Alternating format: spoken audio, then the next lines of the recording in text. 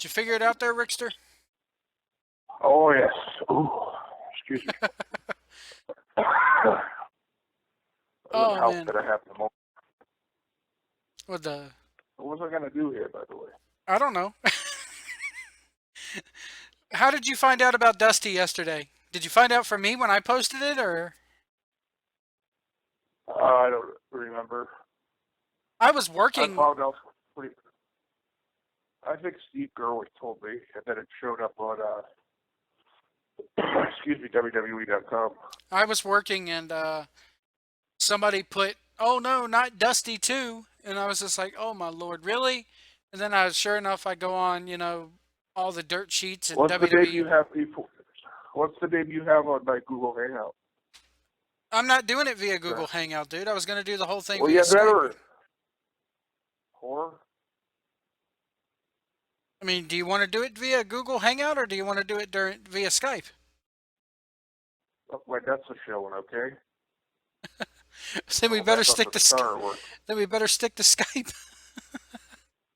I go back out to the car where it's nice. Was it not cool in the apartment? No.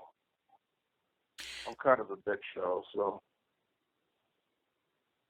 No, I found out when I was working yesterday, and I was like, "Oh shit!" And it just so happened they were offering a little bit of VTO time, so I went ahead and took an hour's worth of VTO. So you act like they fucking don't up VTO every hour on the hour. dude, they were yesterday when there was only 236 people on the floor total, and they were throwing out VTO like it was going out of style yesterday, man. We were sitting there 30 seconds in between calls, and it was just like, it was crazy. To play with my new phone. Not my new phone, but.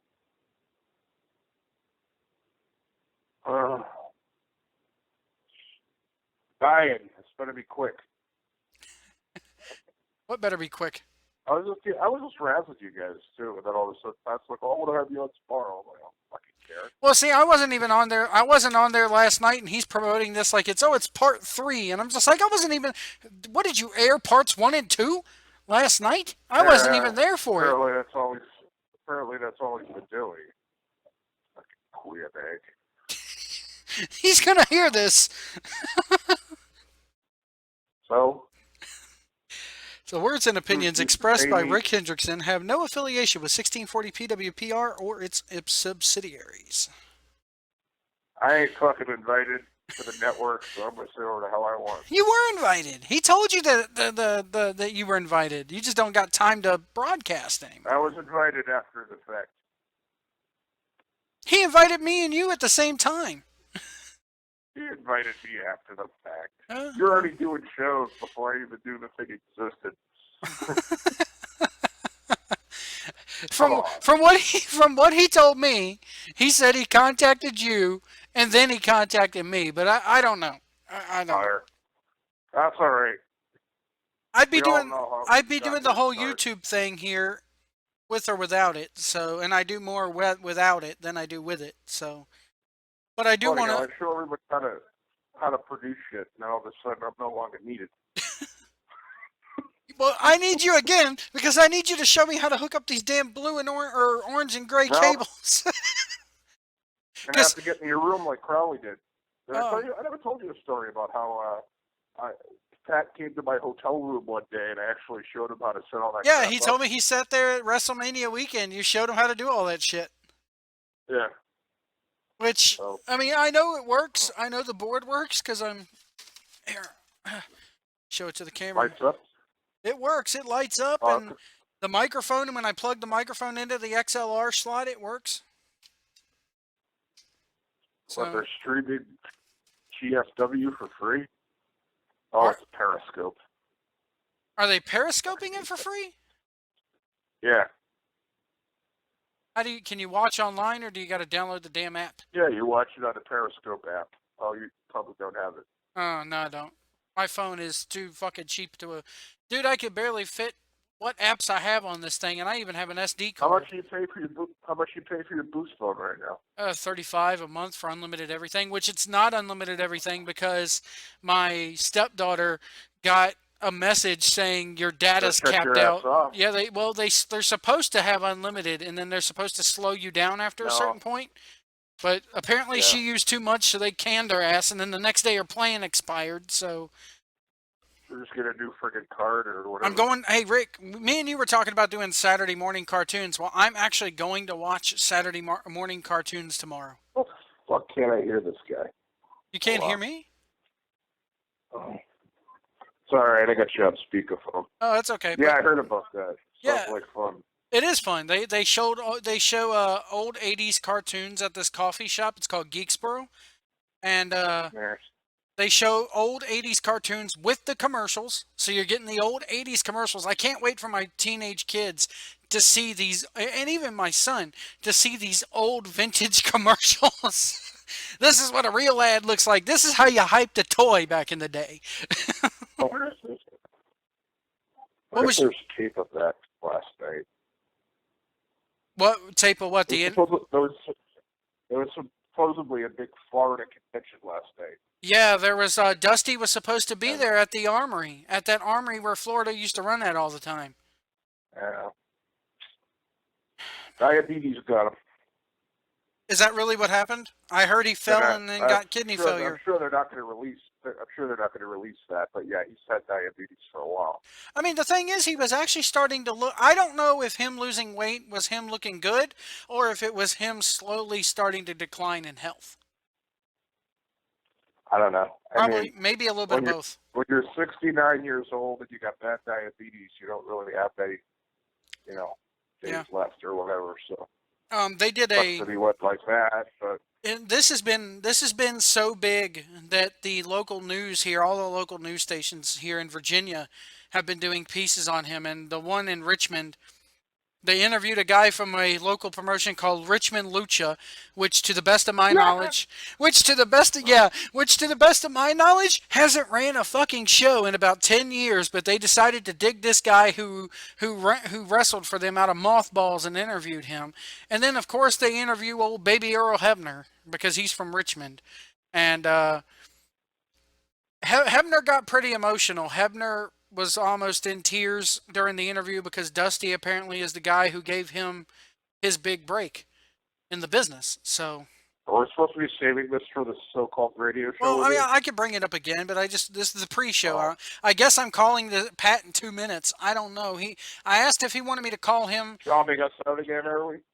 Yeah, I asked. Out by, dude used to have like 4 kings and a hot chick, and now he's got himself a Dora the Explorer. So I mean, Dora the Explorer. Wow. Oh man. But anyway, Earl Hebner was wearing his TNA Impact Wrestling referee shirt during the interview. yeah. Not sure how I feel Ric about Flair that. Ric Flair was whooping it up last night at the finals, going crazy on Cleveland. It didn't seem like he was all that broken up about it, unless he was What, the doing his NHL? Ric Flair thing. In the NHL finals? No, he was at the basketball game. Oh, okay. LeBron James. Oh, God, yeah. Unless he was just doing that to get his mind off of it. Because I'm sure Flair, man, I mean, do they... He was out of his mind.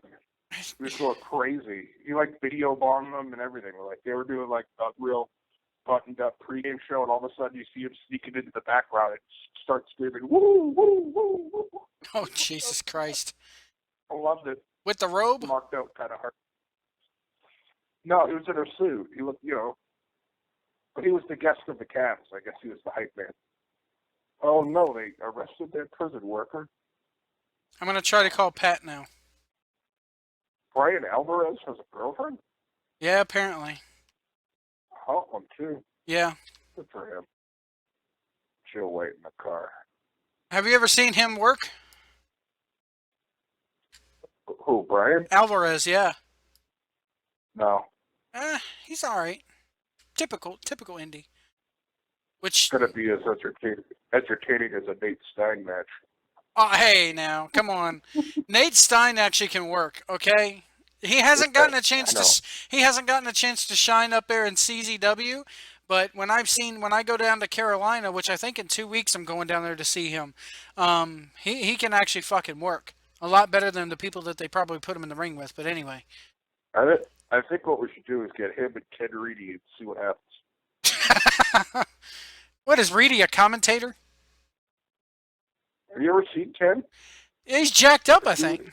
He's trained. Him and his, well, I don't know if he's his wife or his girlfriend. They're training to be wrestlers. I don't know if Ken's going to be on here tonight, so let's call Pat. And I can't. I don't know who the other guys are. Neither do I. Too, oh, sorry. Nobody. People are going to hear this here. Sorry for the dial tones here. Sorry for the fact that your co-host hates everybody. We'll be on the phone with those jobbers, Joey. 536. Please give out that phone number. 2702. Hey, he gave it out over Facebook. I'm going to try. Do I have to put a... Jim Ross gave out his hotel room number and the phone number to his hotel room last night on Twitter by accident. Drunk Jim. All right, here we go. Yeah. If I lose you, I'll call you back. Why are you going to lose me? I don't know. I want to try this here. We'll be on with Let's see if I can add this here. Hold on. The crowd goes quiet. I'm here. Well, get me what's left of the Three Kings show, all right? Okay, here we go. Add to group call. Here we go. It's like 1 1/4 Kings or whatever the hell it is. 1 1/4. All right, here we go. It says I may be charged for calling it, yet I have unlimited calls. Hey, what's up, man? Pat, what's going on? 4 of them, and now guys. What's up? Hey, what's up? Hold on a second. I was just talking shit about you. Thank you. You're welcome. I said there used to be 4 kings and a hot chick, and now there's King Firehawk and Dora the Explorer. So exactly. You're shooting it right. Pat, are you hearing Rick okay? Yeah, I hear Rick fine. I'm here. Rick, are you hearing Pat okay? Yeah. All right, good. I'm recording this, by the way. Me and Rick have done like a 15-minute pre-show. Oh, cool. Yeah. Okay. So from my side here, what I'm gonna do is like what I did last night is there's a bunch of people that I'll call in and out, and to me, I'm just gonna envision like imaginary circle, and we'll just keep going around and stuff. Imaginary? Yes. Oh. And then basically when hold on a second here. Can we get King Sauls? King Salsy moved to North Carolina, and shit, right near me. Got married. Yeah, he's down by Mooresville. I've heard of it. Oh, he's got married, and he's like a different dude, man. So it's like he left his sense of humor in New Jersey. That happens when you go. Anymore? No, too serious. Funny, man. So are me and Rick going to be on the whole time? Because I am recording this for the episode of New Surge Live this week. No, so here's what you guys. I put open 9 to 11, and basically I'm not going 9 to 11. So all of us, I'm going to start up my end a little bit. We'll go to whatever you feel like it. Someone might come in. We'll join the circle. I'm going to stop audio, take like breaks, come back because I'm going to mix it in later on. So I'm going to start mine in a second here, and we can. Well, just so you know, we aren't taking breaks. So I am recording. So whatever you say through here to me is being picked up. Excellent. Hello. We're broadcasting it to the world. Yeah, man. So when we get to we'll do the real serious bit, and then I'll do some dick and fart. We'll do the dick and fart jokes during the breaks. Exactly. That's the beauty of it here on New Search Live. You know, we get hot chicks like Casey. We get hot chicks like Casey Carlisle on one week, and the very next week we get dick and fart jokes with Rick. Carlisle was awesome. I interviewed her with the D-line. She was really cool. Yeah, she's a cool lady. Thanks for including me on that show. Pat, we gotta get Rick in more on this. Rick is feeling awfully left out. All right, so hold on a second. Let me start here. Let me do my proper intro here, if you don't mind, fellas. Intro? There you go. So hold on a second. How much intro could there be? There's only one of you. Wow. There was one Elvis, and he had a nice intro. Oh, so. man. All right, let's hear this. As long as it's not All right. produced by me. Welcome to Day of Tribute Podcast, Part 3 of the tribute to our hero, our friend, the guy that everyone loved, the common man, the American Dream, Dusty Rhodes. As you know, tonight, Part 3 of our tribute, where members of Save American Wrestling and members of the 1640 PWPR family, basically, there's no format. We're all coming on, just giving our thoughts. Some of us are a little broken up than others, as you can probably hear in the back. Because joining me tonight are two guys that, I don't know, they got to reinvent the way to spell love, because I just love these guys. And we're going to start this off here with them. And, of course, it's Rick and it's Joe from New Surge Live here on 1640 PWPR talking about Dusty Rhodes. So, guys, you know, if I may, we'll go around a little bit. Rick, it's good to talk to you, my friend. And just, you know, why don't you just tell us what's on your mind about Dusty? I mean, everybody got the news yesterday. It was saddening. Everybody loves Dusty one way or another, sharing their thoughts. What's on your mind about Dusty Rhodes? I probably should have listened to the first two parts of the show to find out that you'd seem horribly devastated by this. I think that Dusty lived a great life. I think that, you know, for a guy, for all intents and purposes, who didn't really have a full-time schedule in the ring for the last, you believe the reports, 25 years, you know, to have such an impact on not only the time that he was at the top, but like all these NXT guys that he's been teaching for the last 5, 6, 7, 8 years. I think that it's great. Sucks that, you know, people get old and, you know, things happen like they did with him. But, you know, 70's a heck of a run for a wrestler in this day and age. But, you know, it's good things. We got YouTube and bull rope matches and matches with Ric Flair. And, you know, you got all that stuff that you could go back and watch. A lot of that stuff I didn't ever see. You know, most of the stuff I saw with Dusty was WCW, a little bit of the WWE, TNA years, sorry. And, you know, so it's cool that you have things like WWE Network and YouTube to go back and see some of the craziness that he did and all those promos. One of the best. He'll be greatly missed. And one thing I really liked about Dusty, though, was he well, let's put it this way. Let's say 70s and 80s, he wasn't chiseled, but he wasn't like a fat dude. But, you know, kind of toward the end, he put on a few pounds, and he just reminded me of me, and he seemed like a regular dude, and he wasn't like this jacked up Hulk Hogan looking guy. So, you know, and I guess that's what his gimmick was the common man, that he looked and lived like the part, and it was cool to see somebody who could be like your Uncle Bob or something. So, big fan. Yeah, he was an attainable figure. I mean, and most people could achieve.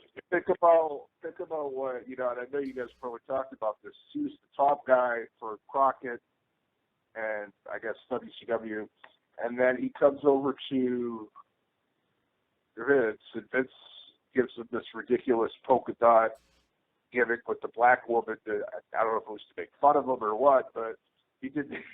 He had from like the butcher shop to the pizza parlor. That was actually the butcher shop. I did a 10-bell salute to Dusty on my YouTube channel, and that followed it, and it was awesome. But go ahead. Yeah, I mean, Vince is making fun of him, and he's having a ball with it. So it's like, you know, and then he's giving you kind of Dustin and Cody, you know. So there's a lot to. But, you know, and all the people, as we said before, the NXT guys, you know, nobody talks about Dusty. Who's calling me right now? Should I answer? I don't know. I wouldn't if I were you. Saginaw, Michigan. Don't know who that is. Let me hang up. How do I do that? Send a voicemail. Sorry, I have an iPhone. So Dusty, you know, a guy that, what is that? Is that you guys or me? My phone's wigging out. Hey, we're hearing you fine here. Has such a. What the hell? What's it sounded? No, you're there. You're good.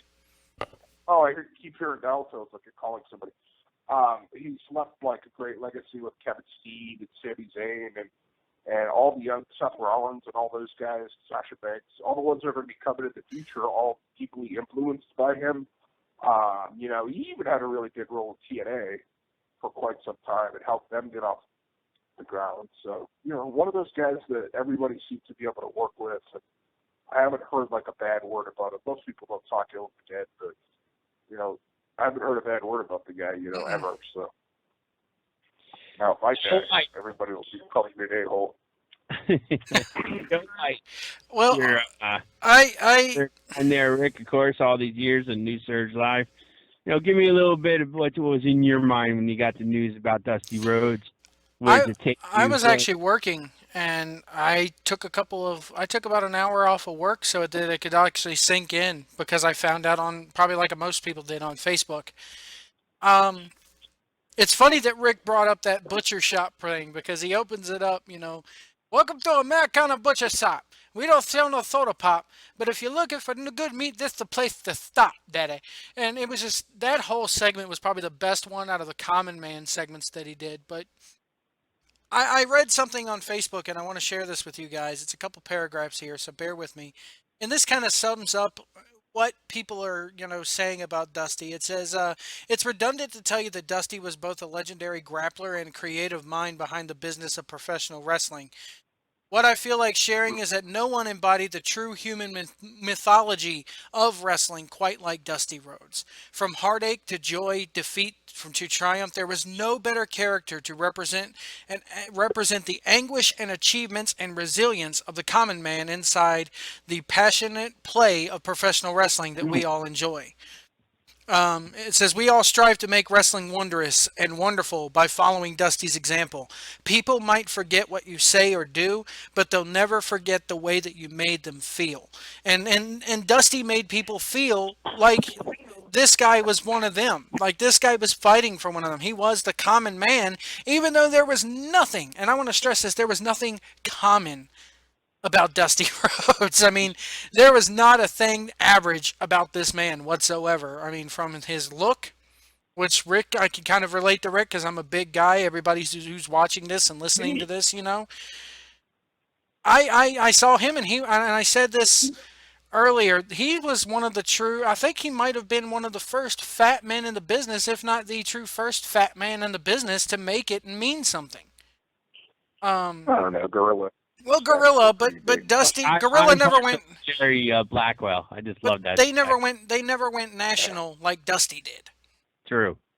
Gorilla stayed up in the Northeast. Blackwell was up at the AWA, and he wrestled, you know, all over too. But Dusty, man, when you say the fat man in wrestling, it's Dusty. Yeah, no doubt about it. You know, it's funny thing about that, we have another guest I'm going to bring onto the show here in a second with us. That's already in. Talk about Dusty Rhodes' growth. And that's nice, Rick, conducting minutes. But you know what was funny, Joe, was as over and amazing and legendary in his own time Dusty was. I've read and saw him talk about he hated going to Japan. He got good money there, and he would go over here and there in the early '80s, but he was so American that didn't work in Japan. He was saying it was like he felt it's sort of like taking away Superman's powers when he was there, because it didn't connect with the audience. And I thought that was always interesting, and I didn't know if it was whether the Japanese audience respectful and quiet, or you know, the American dream really wasn't working in Japan, you know. So it was like, it's very interesting that he didn't enjoy himself over there, and he didn't travel there much. So just wanted to interesting things about Dusty, but it was real how big time he was here in America, of course. The local news affiliates here, I don't know how they are here in the how they are where you guys are at up in the Northeast, but down here in the South, you know, NWA territory, a lot of I was telling Rick this, a lot of the local news affiliates have been doing pieces on Dusty Rhodes, and the one in Richmond, Virginia, the CBS affiliate, WTVR, did a nice piece on Dusty, kind of, and they got Earl Hebner, of course, because Earl's from Richmond, to speak about Dusty. And you could tell Earl was a little bit, well, he was a lot emotional, and because according to him, Dusty's the one that gave him his big break in the business. So I also saw Bill Apter was really emotional, and that was it goes hand in hand to me because I have a lot of wrestling heroes, and Apter's actually one of them because the way people used to read Moby Dick and just be blown away by the literature is how I was when I was reading about Bruiser Brody and Mad Dog Buzz Sawyer and Tommy Rich from those magazines back in the day when I was never seeing those guys. And it just going through my mind, the millions of covers Dusty was on looking just so awful and bloodied and blundered and all these magazines and all these 7-Elevens across America that they're all buying. It's amazing. The image of Dusty that they were selling and everyone was buying. It was really quite remarkable. hey, Rick, you were saying something about Ric Flair before we went on the air, and I don't know if you shared it with Pat. Maybe you want to go ahead and share it about Flair. All right, before you do that, let me just do one thing from my end, guys, very quickly. I just want to introduce someone here so they know they're part of it. And first off, we're on 1640 PWPR. Listen to this promo. We'll be right back. What? Okay, we're back. That was a pretty cool promo from the American Dream, Dusty Rhodes there. And we're just remembering all the amazing things he's done as well as remembering the man. And Rick's going to answer Joe's question there. But first, guys, I just want to introduce to the show right now a good buddy of our show. He is from Border City Wrestling up there in Canada. He's our good buddy from Save American Wrestling. My good friend, Larry McGrandy, pro wrestler himself. Larry, you're on with Joe, and you're on with Rick from New Surge Live and myself.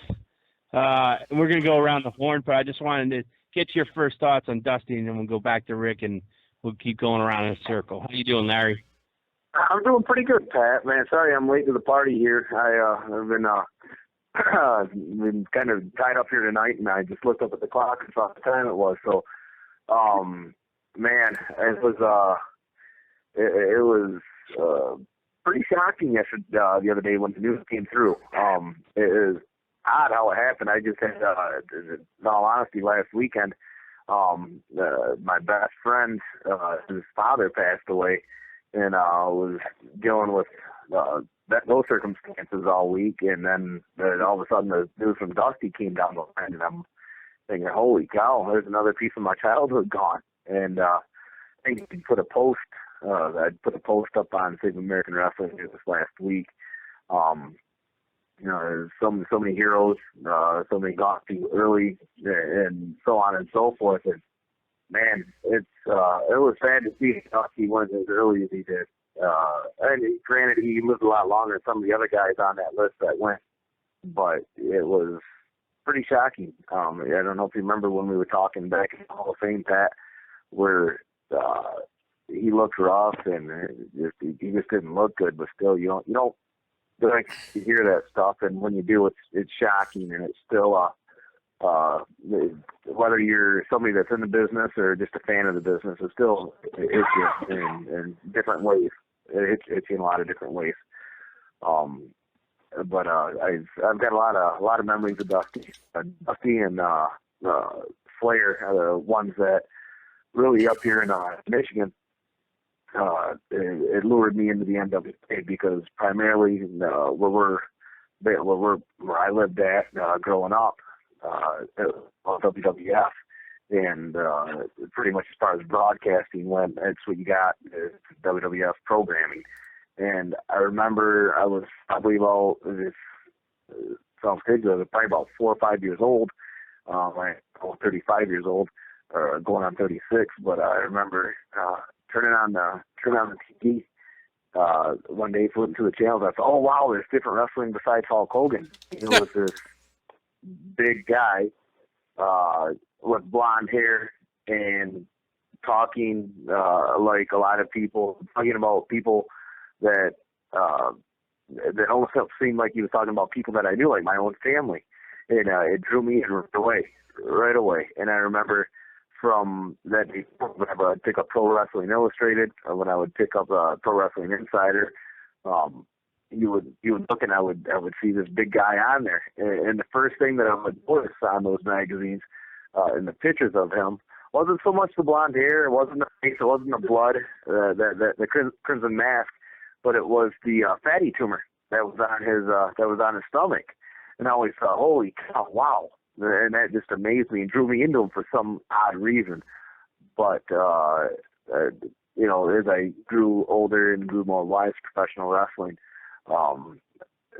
Dusty Rhodes, I thought, was such an architect of the sport and of what it is, and there will be another one like him at all. It doesn't matter who it is trying to duplicate it, the best in the world. You can use all the slogans that are out there, but Dusty was definitely, in my mind, a one of a kind. And one of my mentors, Scott Demore, had posted something earlier that kind of brought tears to my eyes when I saw it, just knowing how much I think of Scott and seeing his thoughts of Dusty. It's amazing how the pro wrestling landscape is so large when you look at it as a whole, and to know that this one man had such an influence on everybody that was in it. But it's just amazing. You said something there, and I'm going to ask Rick to elaborate if you don't mind, Rick.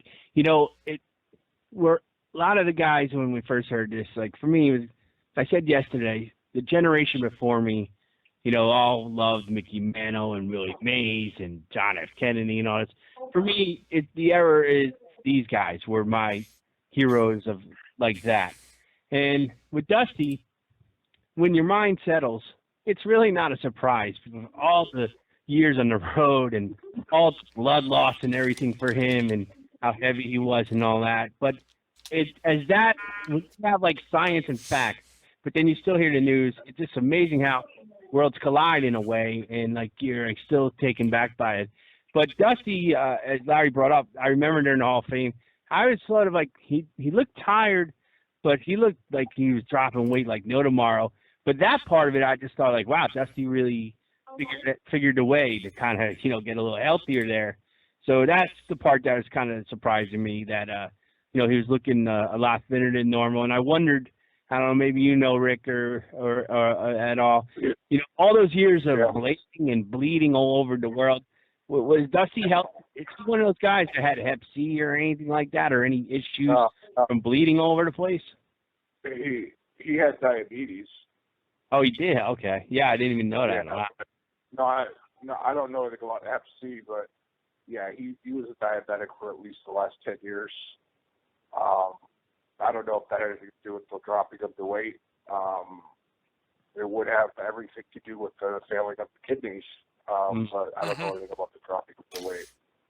So, but it's a sad deal. But think of all the wars that guy went through, and to be completely brutally honest, he lived probably 30 years longer than most wrestlers today will live.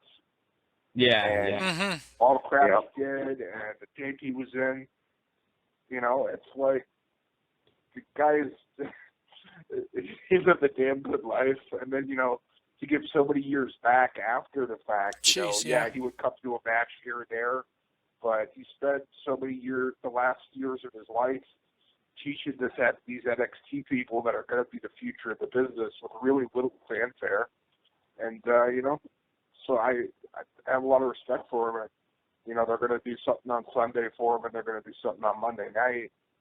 So hopefully they do, justice by him. I know they won't give him like one of the graphics and just walk away from it. I'm sure there'll be a video package or it'll be something like that. They need to at least do it. They need to at least do a 10-bell salute. But Rick, you were saying something before we went on the air here with Pat about Ric Flair. So I'm wondering if you could tell that story. And oh no, he was on the finals the NBA finals last night, just going crazy. Yeah, it felt a little odd. I seem kind of odd, but somebody asked him about it, and he said, they paid me a lot of money to be Ric Flair tonight, so I gave it. That was did by Ric Flair tonight, so I can't begrudge the guy. I mean, Roddy Piper seemed more broken up than anybody on the video from TNC, but she told a great story about a donkey and an apartment. But anyway, it was funny. They were Tully Blanchard, they released a video. The guys who are filming this Mid-Atlantic Memories documentary, which I believe is showing at the Fan Fest in August.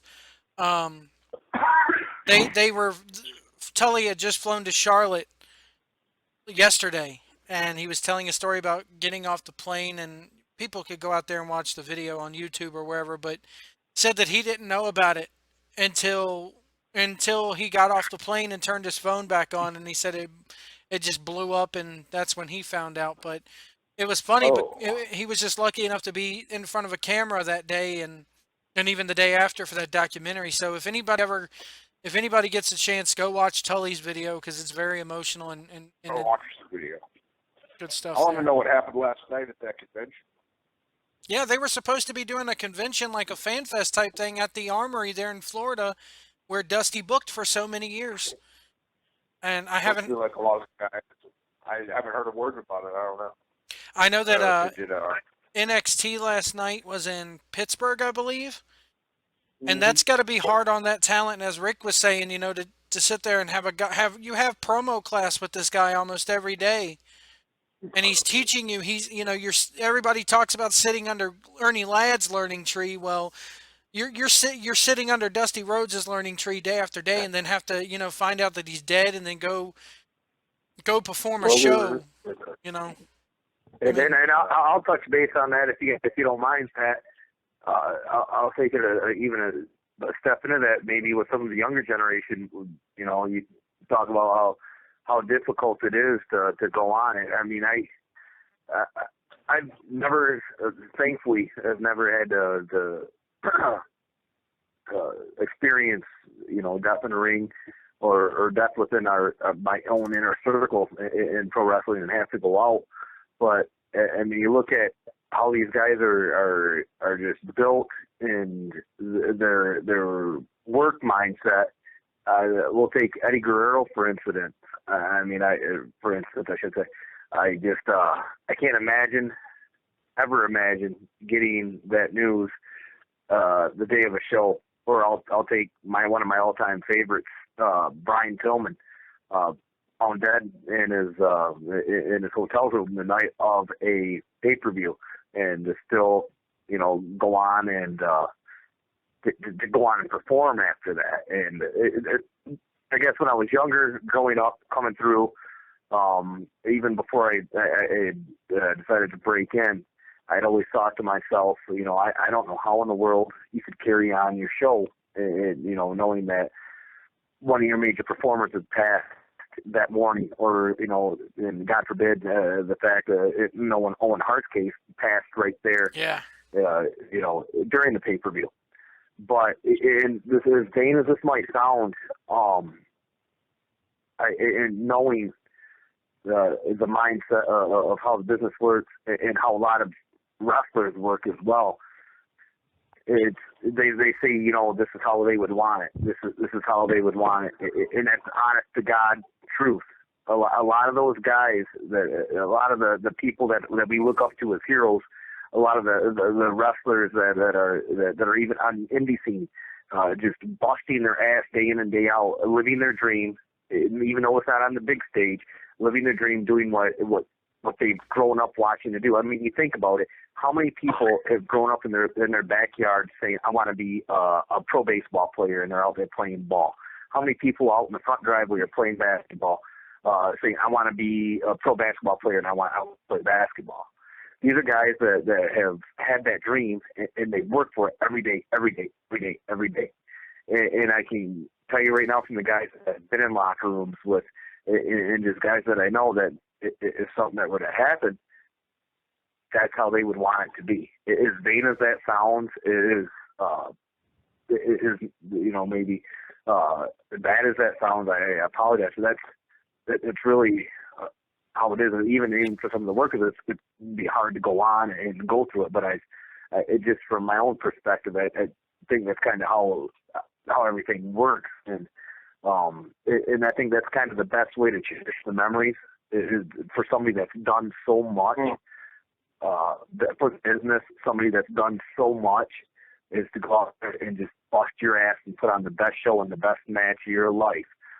because that person's looking down on you now, and that's your way of thanking them for all that they've done for you. I think that there's a lot of people out there going, well, they should just shut down the show Monday night and just do run old matches of him. They're not going to do that. I mean, come on, let's face it, they're not going to do that. The only person that they've ever really done that for was Benoit, and they regret that to this day for obvious reasons. But but you'll get a 10-bell salute if we're lucky. I hope, I pray. They need to do it, and you'll get a tribute video for him. And you'll get the usual, hey, guys want to compete tonight? They'll compete tonight. And maybe let's throw storyline out the window for one night only. But they're not going to sit there and shut down the whole show for it. And you'll see a couple guys hit the bionic elbow in tribute to Dusty. If they were, to me, the best guy to hit the bionic elbow beside Dusty was Bubba Ray Dudley. And if they were, got it, man. Got it. If they were nice, they would get Bubba in there for a match wearing an armband with the DR and hit the bionic elbow, and I would mark out for that in a heartbeat. But anyway. Yeah, I definitely agree with that. He definitely did a great bionic elbow and paid tribute that way. All right, hold on one moment, folks. It's 1640 PWPR. Let's listen to this Dusty Rhodes promo. We'll be right back. All right, another great promo from Dusty Rhodes. I want to say this and then go around the horn with you guys and just get your thoughts on Dusty Rhodes when he was in the mood to do the comedy portion of wrestling. Because when he was dead serious, he was great at every aspect, but the comedy was great. And one of the things that I loved as a kid that I just found so funny, and when you look back on it and watch it today, still is for me, is when he was the Midnight Rider. I just loved how nothing changed body-wise or voice-wise or anything. He just put on a mask like any of you could do right now at home, walked around essentially his home, where he was wrestling and all that, showed up, did everything, didn't change a thing about him, and it would enrage the heel managers that were after him and trying to unmask him and all that. And us watching, we all knew, everybody knew on the planet. It was just so funny to me and entertaining because today you couldn't do that and get it over the way it was then, where it was innocent and fun and so ridiculous, but it was the brilliance of it. And I always enjoyed that. And it's one of the, if you look at it like artwork, it was brilliant artwork back then, and Dusty was really good at that. And I always loved when he was the Midnight Rider, doing things like that. Rick, do you have any thoughts on the comedy stuff that Dusty would do? And did you like it, or did you prefer when he was basically, the ass-kicking version of Dusty? Well, this might sound bad, but I never really saw the ass-kicking version. I'm only 32. I mean, all his good stuff happened like the early 80s, early 70s, end of the 80s. So I don't remember too much of the ass-kicking stuff except the stuff I've seen on the network or on YouTube. But I like the comedy stuff. I like when they gave the black lady, I like comedy stuff because he wasn't supposed to be funny. And he was. And it was just over the top with some of that crap. And that's, I think, the biggest thing that I liked about the comedy stuff is that, Vince, I think, tried to do it to diss him or whatever, and he, as I said before, was completely over the top with it. It was absolutely hilarious. And maybe I didn't get it at the time, but if you go back and watch it now, it's just ridiculously funny. The crap that he's doing. You touch on the Midnight Rider stuff, Pat, and how goofy it was, and then he can also be serious back in the day, talking about how you work in the assembly line for 30 years, and they hand you a gold watch, and then you work on the auto plant in Detroit, and they tell you a robot just took your job, and the whole winded down with kings and queens, slept in alleys and dined on pork and beans, and then you go up to the late 80s, early 90s stuff with WWE. And that time there was doing a lot of goofy shit up there in New York, okay? I mean, in '89, But then again, Dusty made that shit work, and Dusty could go from being that comedy. Grick talks about them giving him Sapphire and how comedic he was with that. Dancing around and doing the Americana bits.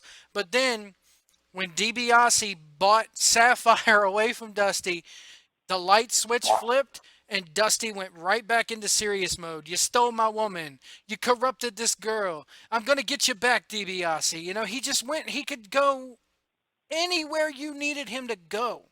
At any time in his career, he made those fucking polka dots work. I mean, I got a picture of him in polka dots on my screen right now for those watching the YouTube version of this. It's no matter what era of pro wrestling you were in, even to the stuff where when he was doing the bit with, trying to get Dusty and Dustin and Cody his job back, and he kind of pissed Triple H and Stephanie off in real life. He could do the comedy bit for the fans, and then he went right around and went right to Triple H during that promo and went, "Don't you cut me off. I'm the Dream. You don't crack whip with me." He could turn it on and off like a light switch. And Dusty, you see so many of these wrestlers going around doing comedy shows, stand-up comedy shows. Dusty, to me, with the comedy, would have done perfect with it. But I definitely agree with that. How about you, Larry? Did you like any of the comedy aspects of Dusty Rhodes? There's one comedy aspect that sticks out to me, right out of the picture to me. Back TNA was known as still NWA TNA, and they were on pay-per-view on a weekly basis.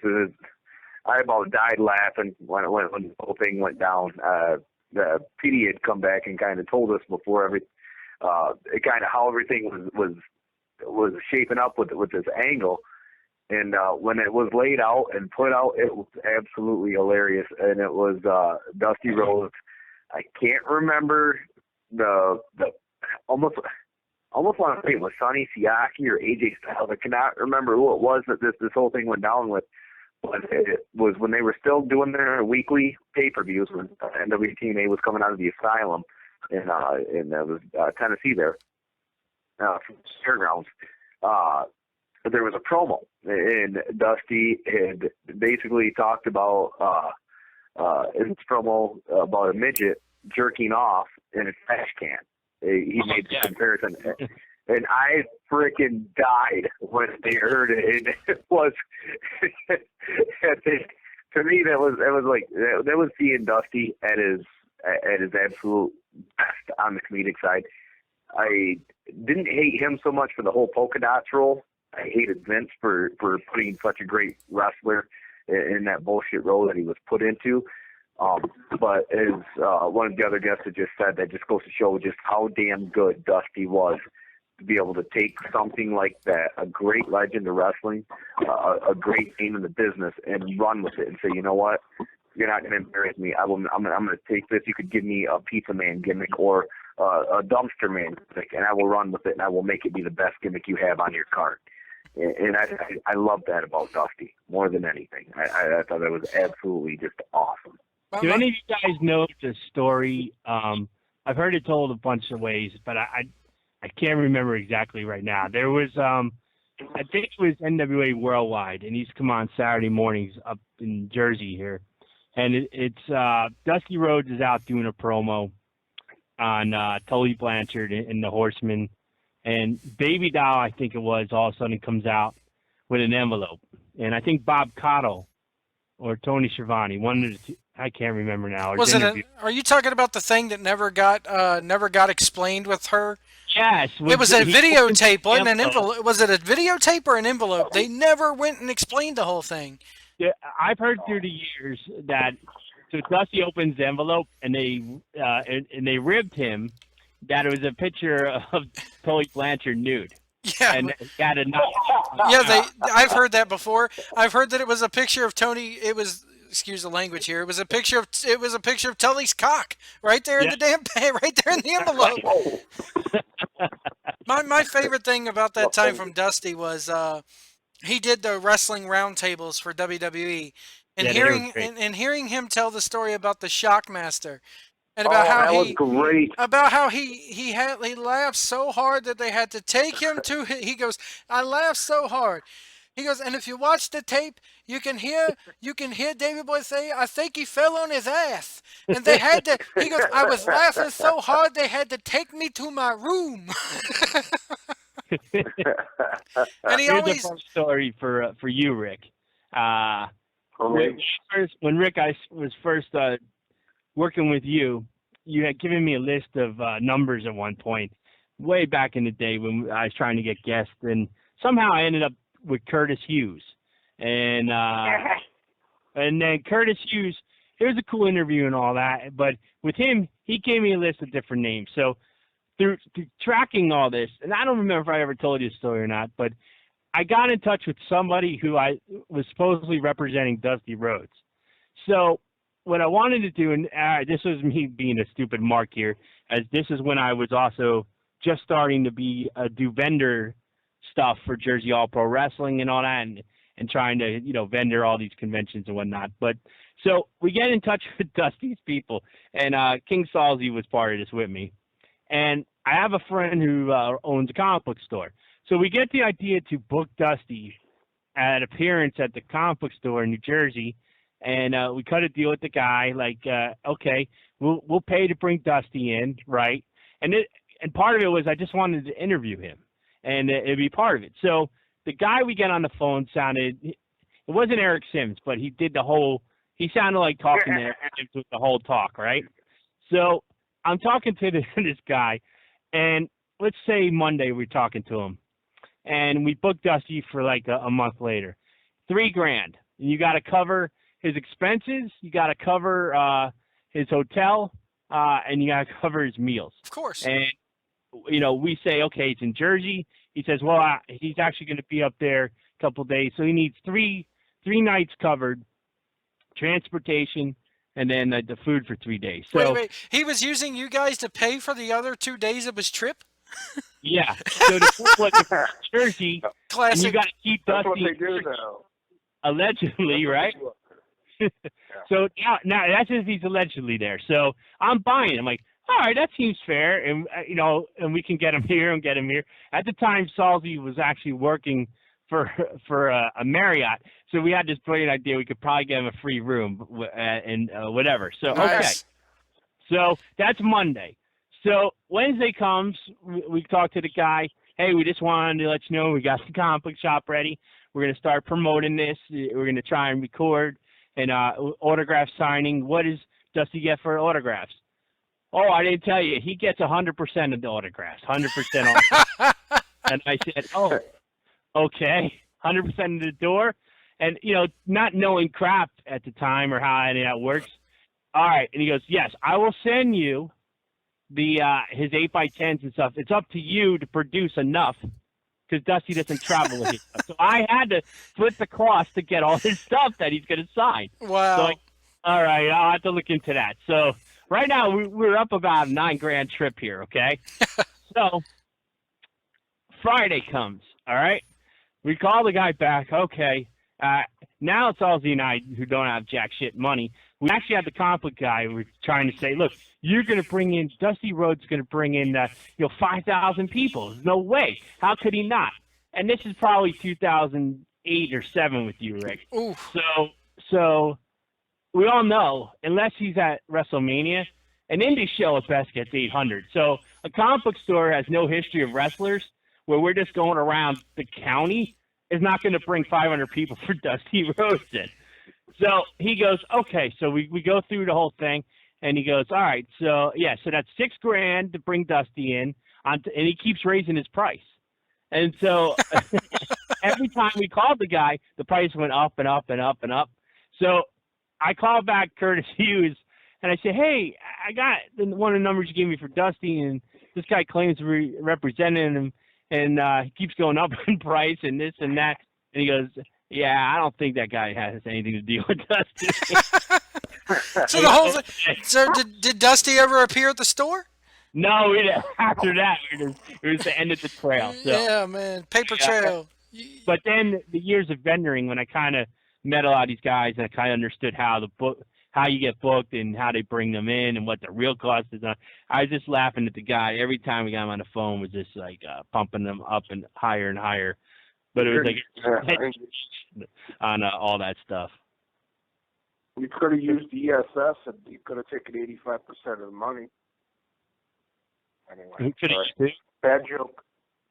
Oh, Bad I joke. I didn't hear what you said. I missed it. So. I was going to say you could have used Eric Sims and he could have taken 85%. Oh, yeah. Exactly. All right, let me do this. Tell everyone, I got a question for you guys again. This is 1640 PWPR, tribute to Dusty Rhodes. This is the part 3 of the podcast. We're here with the guys from New Surge Live, Rick and Joe, and my good friend, pro wrestler Larry McGrandy from Border City Wrestling. We'll be right back. All right, we're back. Here's a question I got for you guys, and we'll go around the horn for a little bit. And, this is a typical lighthearted wrestling question. I'm just curious what you guys had thought and whatnot. Where do you let me phrase. Of all the matches Dusty has and the guys matched up with and stuff, everyone calls out Flair as his best opponent or this kind of. Do you guys yourselves have a quintessential opponent for Dusty Rhodes that you enjoyed the most? And we'll start off with Rick and go around. What you saw of Dusty? What did you like? Who did you like that he matched up with? Oh, I liked anything with the bull rope in it. I do like the bull rope. I saw a couple matches yesterday of him and Billy Graham, which were pretty awesome. That's classic. I liked the matches with him and Terry Funk. Those are some bloodbaths. Obviously, Tommy Rich was another good one. And then, the matches with Ric Flair, I think, were his best work. I mean, he did wrestle Harley Race, which was some pretty hard-hitting matches, too. But if I had to pick one, I'd probably go with Harley Race matches. Those are very, very good. Very few and far between, too. So. Yeah, Harley Race, that's my favorite opponent. That's pretty cool. That's a good one. How about you, Joe? Ask your booger. Oh, you there, Joe? All right, I'm here. You done Joe. Anything he did with Flair and the Horsemen was gold, whether it be matches or promos. Anytime you had Flair versus the Horsemen, it was epic. Good classics and ones to remember. How about you, Larry? Do you have an opponent you always... Yeah, there's actually 2 of them I'm going to throw out there right now. The first one, I'm going to agree with Joe. Anything that Dusty did with Flair and the Horsemen was freaking gold. Absolutely loved it. It was a total buy-in. But the one that I really wish, once again, I think Vince killed it with the polka dots. But the one thing that could have just ran and been the greatest thing, I think, on his card at the time was Randy Savage and Dusty Rhodes. Oh yeah. That could have been so freaking phenomenal, so phenomenal. But once again, I think Vince kind of watered that down more than it should have been, and that could have easily ran and just stole a card any night of the week, any place on the freaking planet. I always loved him and Funk. I just and I enjoyed the promos on each other more almost than their matches. It just was so great. And I could just picture those guys just afterward catching up somewhere, just laughing about it many times over the years. I just loved that matchup with those 2 guys. I just thought it was cool. But it's amazing how many guys Dusty paired up well with. Now, let me ask you guys this. For me, when I first heard it did feel like a little kick in the ball with Dusty, as I said. Hero, the guy on my wall right next to, the Heather Thomas from the Fall Guy up on my wall. Who for you guys, wrestling hero wise, are there any guys that of natural causes, that would pass away, or I should say for any reason that would really, really bother you more than like oh, that's bad? Like, do you have a wrestling hero, you guys, where it would just kind of affect you more than it should, type thing? How about you, Rick? I'd be interested in your answer, Rick, because I wonder, you're pretty strong there to really break down over wrestling. Booker. Booker. Come on, Rick. No, it was Macho Man was the one for me. Yeah. I guess technically natural causes or the tree hit, but Macho Man was kind of the one. I mean, when Hogan goes, I think that'll be the one that gets me. But yeah, Macho Man so far. Yeah, Macho Man was tough as well. How about you, Joe? Who are the guys that really hit you in the gut? If Well, it's funny that you're kind of bringing this up because when Warrior died last year, I kind of took it hard because he was just there. You know, he had just been there. But I mean, if Warrior had not have done the WrestleMania and the Hall of Fame thing, I don't think it would have been as huge of an impact as it was. I don't think we'd be seeing a Warrior Award at WrestleMania every year. This one, though, has hit me a lot harder than Warrior did and has had more of an impact throughout the wrestling community and the mainstream media than what Warrior had. But the one guy, to me, and I know that me and you, Pat, have said this a couple. I mean, when we did our podcast a couple weeks back, I said it. But when Vince, when Rick's got a thing for Bastion Booger tonight. But anyway, I actually preferred him when he was Norman the Lunatic. But anyway, when Vince dies, it's as much as I can't stand his booking right now and the way he's running the business right now, and as much as I think he just needs to fade away and step out, when that man dies, I mean, if you would ask me 10, 20 years ago, I would have told you the day Vince dies is the day the business dies, pretty much. It's funny you bring up Warrior, and we'll go over to Larry. All of us last year doing the WrestleMania stuff, that when we all talked and we're hanging out and just doing things, still shocks the hell out of me. The Ultimate Warrior returns, gets his glory, and boom, he's gone. It's still unbelievable to me. But Larry, how about you? Are there any guys out there that have you felt heart-wrenching over our fallen heroes? Is there anybody out there that you think that would really bum you out for a few days? Where are you feeling with all that? Yeah, I got a few of them. The first one that comes to mind when they passed was Brian Pillman. That I remember I was a young age when Pillman passed. He was one of my favorites. I absolutely loved the loose cannon gimmick. When I first started wrestling on the indie scene, when I originally started as Brian Fury, it was basically I don't want to say ripoff of his gimmick, but it was the homage to his gimmick. And when he had passed it hit me pretty hard. Because I was really it was live right before a pay-per-view. He died that morning, the pay-per-view was coming on, and there was Vince, and it was he was come on and said Brian Pillman had passed. I remember my heart sunk, and I thought, no way. At the time I was maybe 14, I want to say. I don't think I was old enough to drive that. I might have been 13, 14 years. Or no, I would have been 15. So that got me really good. Another one that really hit me hard was Eddie Guerrero. More so just because from more of a personal level, from times that I actually had a chance to meet Guerrero myself, and knowing the type of person that he was, and what he did for guys, and I'll throw a name out there, Jimmy Jacobs. That one hit me really hard. I remember after he passed away, I literally didn't show up to. It was when I was training, when I first started training. I had a couple of matches under my belt, and I literally stepped away for about 3 weeks and didn't get back in the ring again. It took me a little bit to clear my head from that. It was one of those things like, holy cow! And now I'm a part of this, and that somebody that I look up to. The reason I got into this is gone, and it was kind of mind shake. It is really taking you back, especially knowing the night that he did the SmackDown taping, and just put the lead to Jacobs with that chair, and listening to Jacobs afterwards, and just how much he appreciated it. It was hard, I think, for a lot of people around me. And then one of the other ones, I think the third one that really got me was Mr. Perfect Kurt Hennig.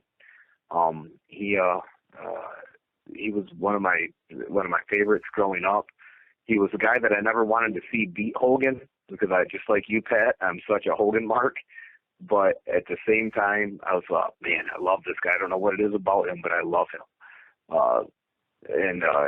When he passed, that one was a little tough. But I'm going to go with one of the other callers here too, and just say the day that hopefully it's a while before it happens, but the day that Vince passes, I think is going to be an extremely sad day because we can look at the NWA all we want. We can look at Flair. We can look at Rhodes. We can look at Harley Race.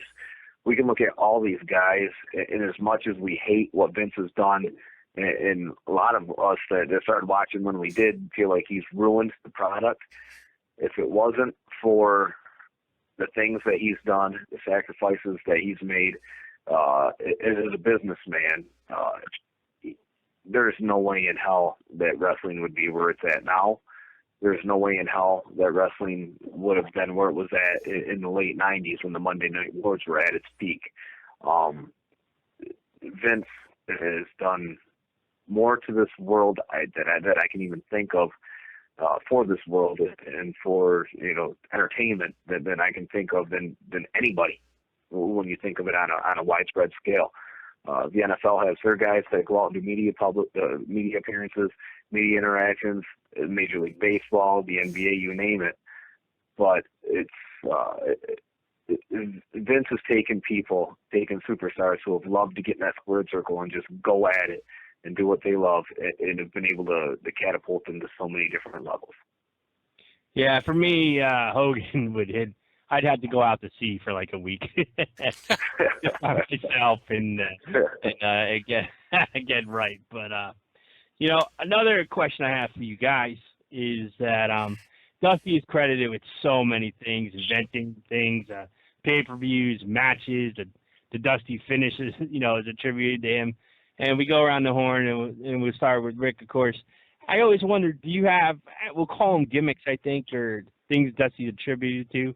Do you have anything in particular that Dusty's credited with creating that you fancy the most, I guess? Oh, yeah. That's easy. Yeah, the flip-flop and fly, bionic elbow. Yeah. I mean, I don't know if it was a gimmick, but yeah, that's one of my favorite things is that big elbow. Even when he got huger, I mean, not huger in terms of his popularity, but in terms of his physique, when he dropped that big elbow. But yeah, the flip-flop and fly, bionic elbow, whatever you want to call it. Yeah, that by far is, the one gimmick or whatever I'll remember about Dusty. Not in the way he spoke, but in terms of moves, that would be it.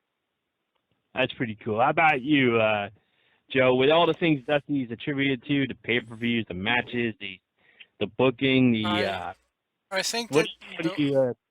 Go ahead. I'm sorry. That's all right. I'm sorry to interrupt you. The one thing that I think that he invented that was probably one of the most, if not the most influential thing in the business was Starrcade.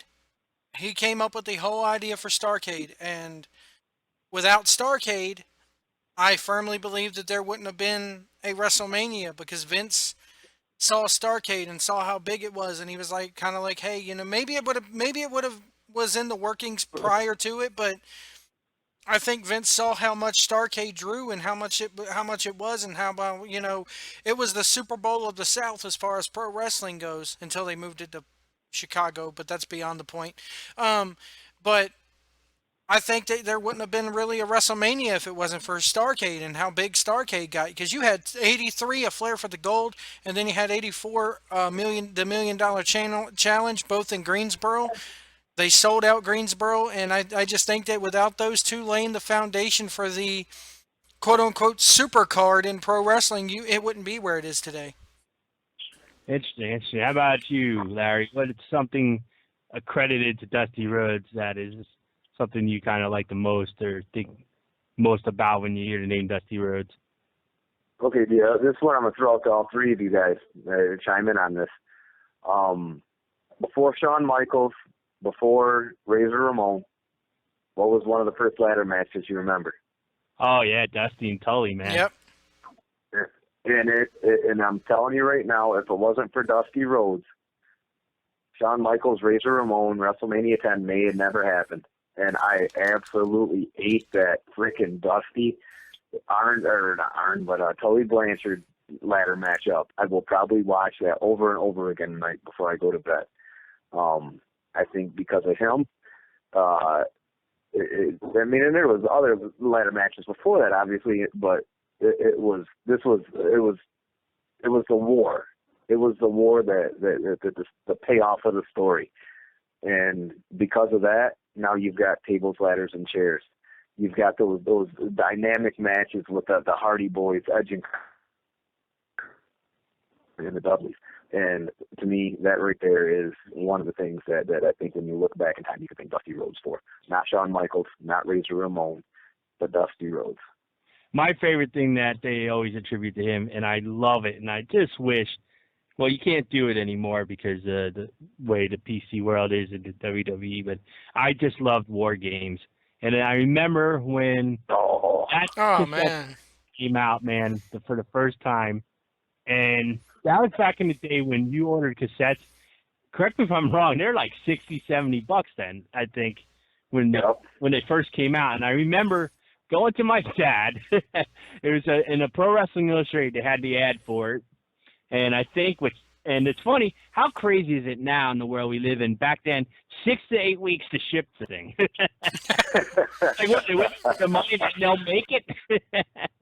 It's like so ludicrous, 6 to 8 weeks to ship a tape like that. But I just remember, my father he just took advantage of that, and I had so many chores I had to do to earn the right to buy that videotape, which is hilarious. That it's like, I think it was $72 with shipping, and I just need to see it. Was that VHS or beta?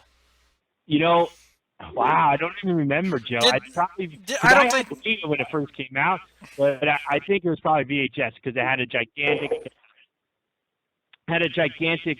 cover. Okay. For it. So, and the beta was a little smaller, if I remember. But I don't think they were doing betas back then because beta was kind of being phased out probably by that point. But anyway, I just, for my father, not to go too far off, he made the wrong choice. And the guy is like, he's at Crazy Eddie's. Crazy Eddie's. Stores. And the guy had a beta and a VCR, relatively the same price. And the guy talked him into the beta, and about not even a year later, I just remember my father. Your dad was smart. I can't get shit for this piece of shit thing. Your dad was smart though, because nowadays it has been revealed that beta was a better format and was in better definition than VHS. So really? Kudos to your dad for buying a Betamax player. But I have a piece of trivia here since we're talking about technology and videotapes and everything. As my watchers and listeners of New Surge Live will know, I cover a lot of video game news. And I want to say that Dusty Rhodes was the only guy to ever appear in a WCW video game, an ECW video game, and a WWE video game. He hasn't appeared in WCW or WWE. He was in a WWE video game. No, I don't. Yeah, he was. Wasn't he in All Stars? I do believe he was on. Remember the one that you used to play at the arcade all the time? Yeah. The Rumble one. The real cool with Demolition. Yeah, he was on that one. Oh yeah. And he was in WC and on WC the PlayStation 1 he was on WCW versus the World. So I love that game with the barbed wire and they would just drip the blood. That was some good stuff. And then he was the ECW game too. Yep, the ECW game was actually cool because they had him use the theme song for the video game, which was a song called Holy Man. But the only costume for the game was Dusty Rhodes coming out there in the black denim shirt and the jeans and the cowboy boots is how you had to play as Dusty Rhodes. Oh, yeah. That's right. Game now. That was a cool game. Here's a funny one. I don't mean to get you guys off track here. When right after I got back to Border City at the beginning of the year, we had a new kid that had just come in, and he was going to start his training. He never finished training. He's come in, he started, and one of the guys, one of the head trainers there, and asked him, who did you grow up watching, and so on and so forth. What's your reason for getting in? He goes, oh man, he goes, I'm such a big fan of the Attitude Era. I grew up in the Attitude Era, Generation X. He starts talking about Billy Gunn and start talking about the Road Dogg and whatnot. And me and one of the other guys that I'm pretty close with, we looked at each other. We're like, this kid, he's been fucking robbed. He never saw a Dusty Rhodes match. It's outdating ourselves, and I guess kind of showing how long we've been in for and watching wrestling. It was kind of funny, but let me ask you because you're in the business. Do you find that that's, and I don't mean to get off track, but do you think that's going to become the norm for guys trying to get in? Is that they don't have, I mean, now with the network they do, but when they were growing up, they didn't really have access to old Dusty matches or anything. You had to go get it through tape traders, and people back in the Attitude Era, common fans, they didn't know what the hell tape trading was. I mean, are you seeing that more and more now with people trying to get in? Yeah, there's and this is going to sound off because I'm American. I'm from Michigan here, and then Canada's just kind of a jot over from us. Mm-hmm. But the cultures are so different. Where with Canadian trained wrestlers, what I find is a lot of Canadian trained wrestlers, they are more into watching the old school, telling the story, selling, doing things the old school way, doing anything and everything they can to get a base from what guys like Dusty, Flair, Race, and those guys have done. And a lot of things that you see, when we jump over here to the state side of things, and this isn't putting down. This is a good friend of mine. It runs a school. Jump across the border, just literally, a stone throw away, and you go to the House of Truth. And a lot of kids that come in there, they're more looking at things from the lucha style. And when I say lucha style, I'm talking more hybrid, looking at all the Hurricanranas, doing looking at your Adrian Neville's, flipping off the ropes and whatnot. And the sad thing is, you with the newer styles, you lose. In my feeling is on this, the thing with a lot of others too, you lose a lot of the art of storytelling. The great thing about Absolutely. Dusty Rhodes, the great thing about Ric Flair, the great thing about the Road Warriors, Hogan. There's 7 aspects to a match that pretty much mold together that make a match, and it's old school train of thought, but it's really what tells the story of the match. Where a lot of these other things that you see now from the young kids and whatnot that are coming up. Once again, I'm making myself sound old and outdating myself. There's storytelling, but there's no true rhyme or reason. Why are you doing this? Why are you doing that? Why are we in this position here? It's all about, hey, let's jump up here. Let's see what I can do to pop a crowd. Let's see what we can do to do this, to do that. And when I think about it now, I'm sitting here having this conversation with you, and I'm thinking about how NXT is ran compared to, some of these other things. You can see Dusty's handprint on it. That you can see Dusty's handprint and how you can have these certain moves. I know I brought up Neville's name earlier, but you can see how they get to the moves, how they put these sequences together in this form, in that form, in that form. That's all Dusty's layout. And then they go up to WWE, and Crazy Grandpa gets a hold of him, and that kind of gets washed away. Yeah. And because going back to your point, like with Dusty, and this relates to Dusty, when Dusty got jumped in the parking lot and the shitty fan cam footage was being filmed of the Horsemen beating the holy fuck out of Dusty, it meant something. You knew that the Horsemen hated Dusty Rhodes' fucking guts, and they didn't want him to be champion or whatever they were fighting over. Okay? Nowadays, if a brawl in the parking lot happens, like Hideo Itami gets laid out in the parking lot prior to the NXT special, all the insiders know it's because he's injured. But who laid Hideo Itami out? Can't we know who laid him out? That way Hideo Itami Yeah. can at least do promo videos for the next 6 or 8 months saying, I'm going to get you, you motherfucker. I'm going to come back bigger. I'm going to come back stronger, and I'm going to tear your fucking guts out. No, we don't get that. Hey, You know? It just, Yeah, it tell the sickens story. me. Tell the story, Oh, and that's one thing that I thought, you know, that I'm not the be all and the all end all of wrestling. I mean, shit, I'm just a nobody on the freaking indie scene who just broke in after taking 8 years off. But the storytelling is the main thing. That's the main thing that I've seen pushed from Demore. That's the main thing that I've seen pushed from other trainers out there.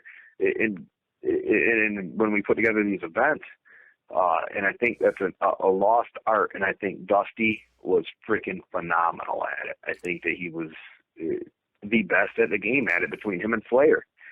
I think Hogan, if I had to put a Mount Rushmore of wrestling together, Hogan, Flair, Dusty are my first three pieces up there, especially when it comes to telling the story. And like I said, it's kind of a lost art, unfortunately. Well, let me just jump in and say, Larry, first off, you never could be a nobody to me because you introduced me to my new wrestling hero, Congo Kong, who will be. I love that guy, and you hold on. You're going to see some really cool things from this dude. It's before we hang up, where I've got all three of you on. If I can tell you, just I'm not selling this because I have to or being put on but I really want to put Global Force over. Get ready for Congo Khan. That's all I can say. That, and the guy is making my new tights that I'm doing too. He's awesome, dude. he looks like a fat, out of shape Jimmy Snuka body that he got electrocuted with his hair, and he's got the jungle face paint. He just looks like he belonged in the movie The Wrestler, with a lot of problems, but maybe doesn't have any. And I just love this guy. But all right, let me just do this real quick, guys. Can I ask Larry one thing real quick? Yeah, sorry. Because he mentioned something to me that's kind of interesting, and Rick is probably going to think this is BS, but tell me what is it like, because the dichotomy of the indie scene has changed so much, and you just mentioned you took 8 years off. How is it coming back in today, knowing that the evolution of the indie scene is more prominent now and is sometimes bigger than what you would see on TV, depending on where you live at? I mean, how is that? How have you taken to the change of it? I honestly, I think that it's so much better now than it was 8 years ago. 8 years ago, people were into it because wrestling was the cool thing. I mean, people loved seeing people go out and give crotch chops. People loved, seeing Steve Austin give the bird. People loved the ECW. People loved, when TNA first started up, and when they were still on a pay-per-view basis each week, people loved that stuff. Now it's, God, this is going to sound crazy because I just got done praising the guy, but Vince McMahon has pissed the people off so bad with some of the things that he shoved down their throats that they clamor for good pro wrestling. And when I say good pro wrestling, I'm talking about guys that have had the dream, had the drive since they were, 4 years old, 5 years old, 7 years old, you name it.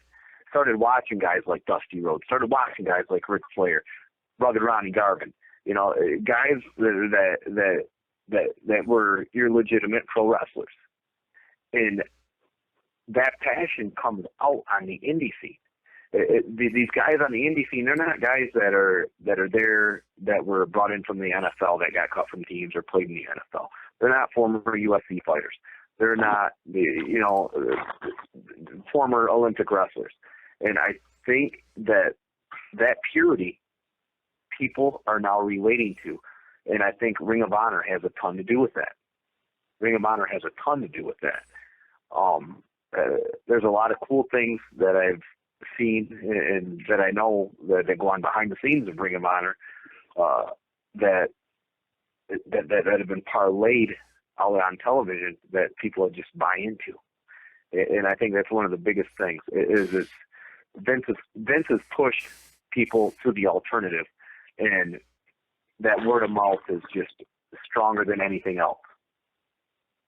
I think Ring of Honor, I think they, and I know a lot of people compare them to like this, but I think they took the ball that ECW was kind of forced to drop back in the day with being the alternative, and they kind of dusted it off and remolded it and have taken it and ran with it over the last 10 plus years. And they are the alternative, and I'm happy that they're on Destination America, regardless of how many homes that station gets into.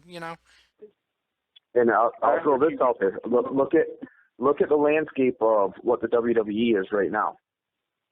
Seth Rollins, the incoming Samoa Joe, Daniel Bryan, the former CM Punk,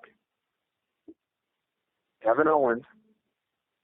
Take those names right there. Where'd they come from? Where did they get their base from? No, they all got it in ROH. Ring of Honor. Ring of Honor. Ring of Honor is honestly it's what's driving what Vince has right now, and hopefully he doesn't shit on what's going on right now, because you've got some damn good talent there. Oh, he is. But, he's already shitting on it, because me and Pat discussed this, and I even discussed this with Casey Carlisle about a week ago.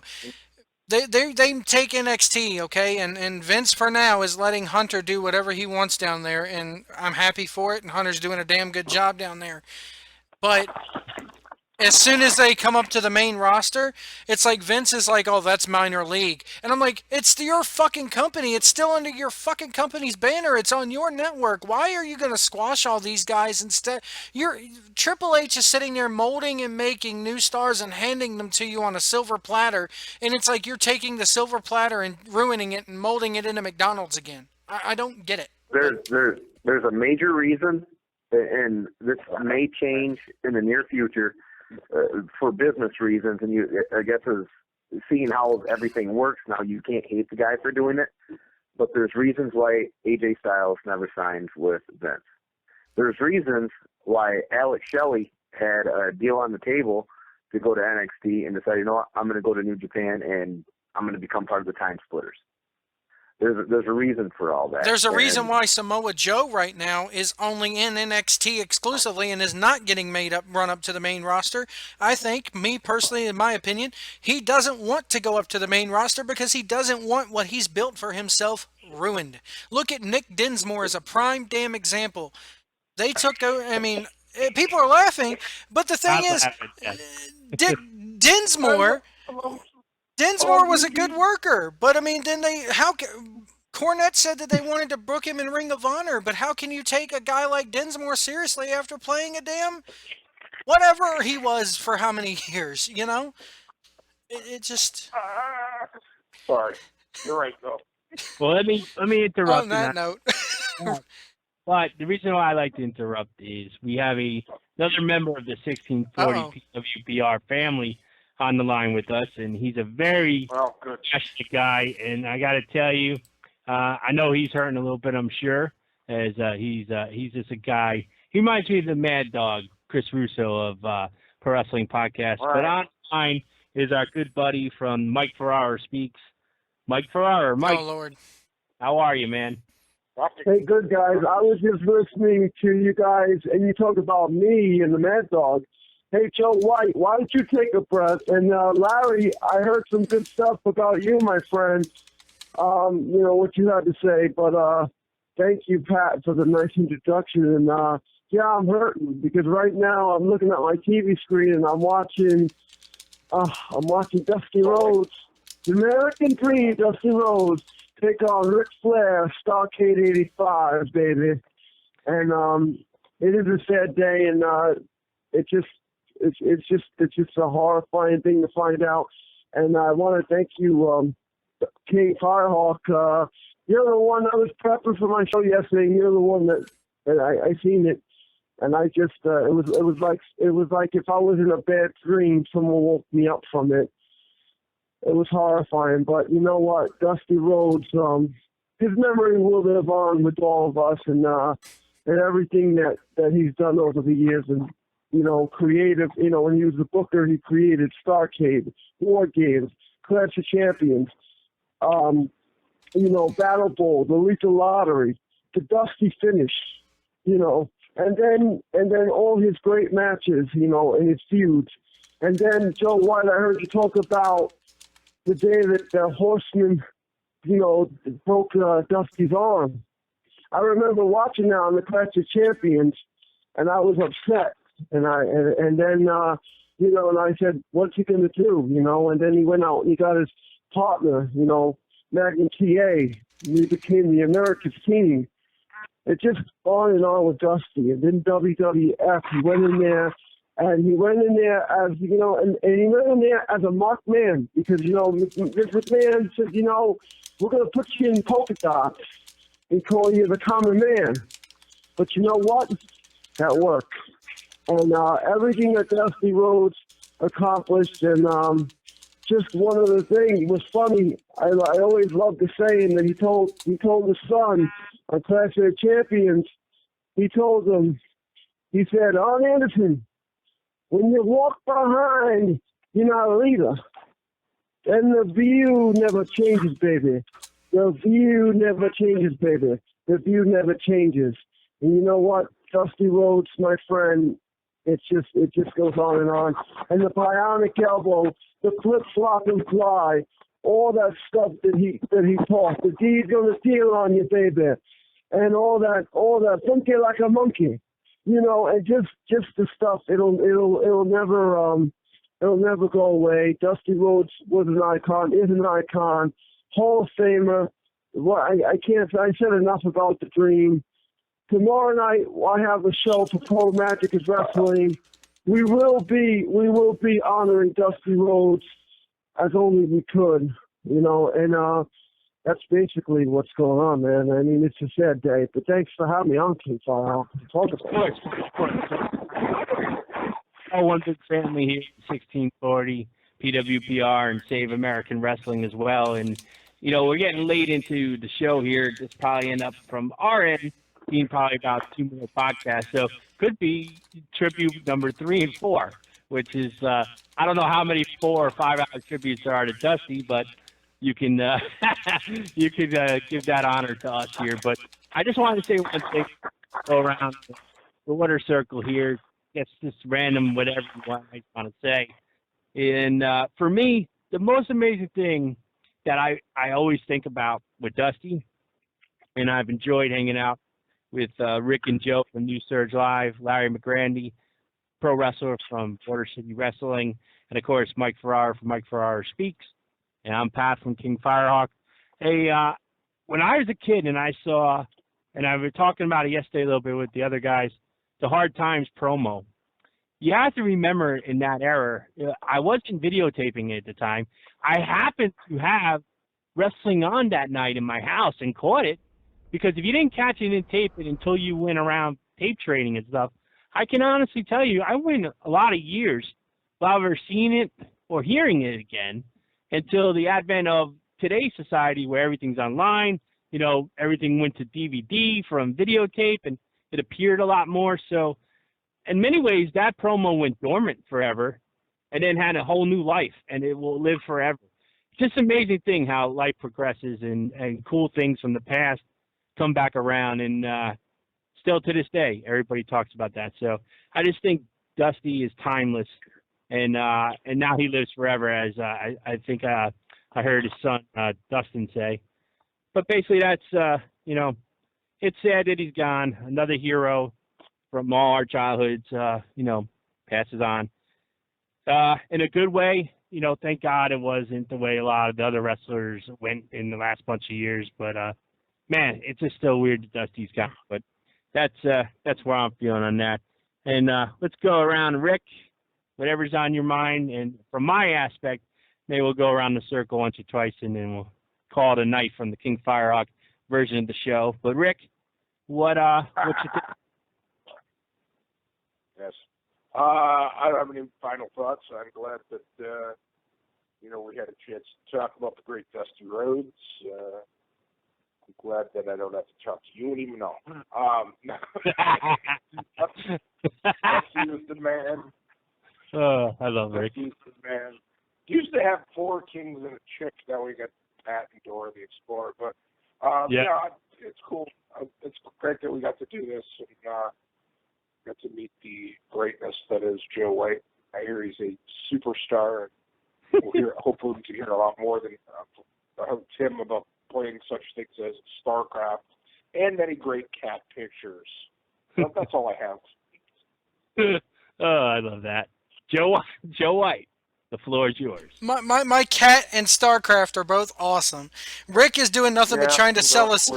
Rick is trying to do nothing but sell us Sprint phones on Facebook nowadays.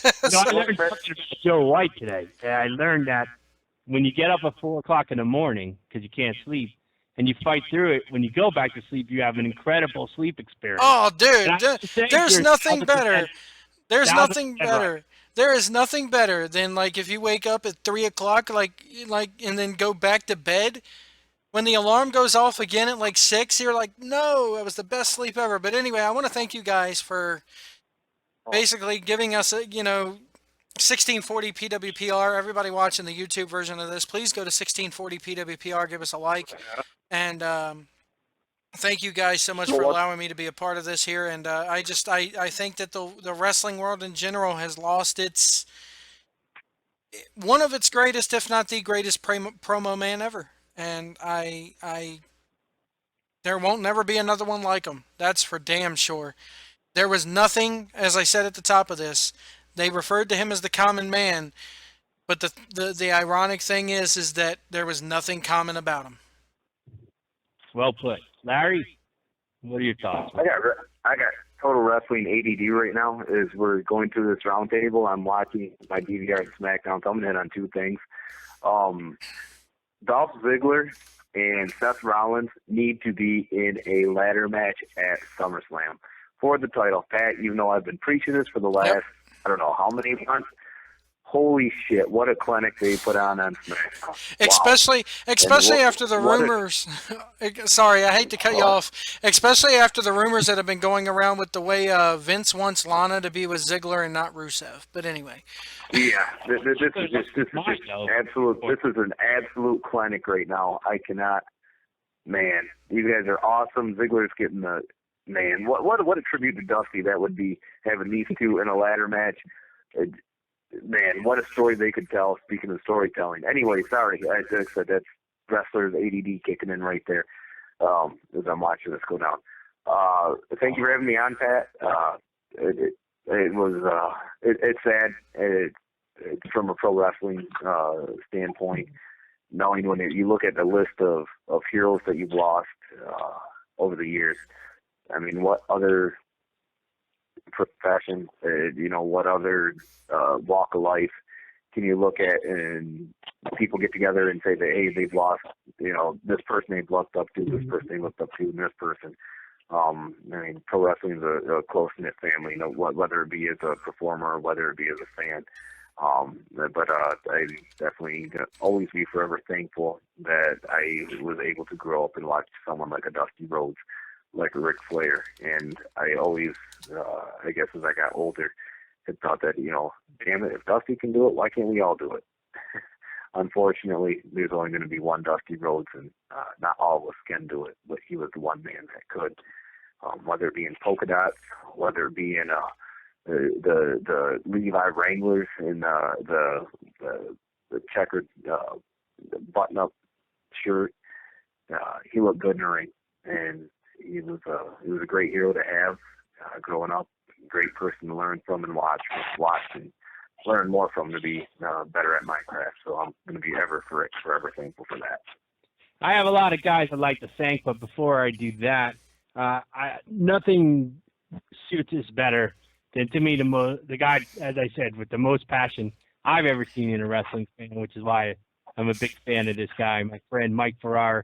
Mike, the floor is yours. It's the last voice of the 1640 PWPR family to weigh in on Dusty Rhodes. I'll leave it up to you, my friend, to kind of bring it all home for us. And definitely. It's like a Guns N' Roses, so where do we go now? Because Larry's ADD kicked in. Joe White likes to pull a Mike Ferrara and interrupting, and Joe White likes to crap all over Vince McMahon.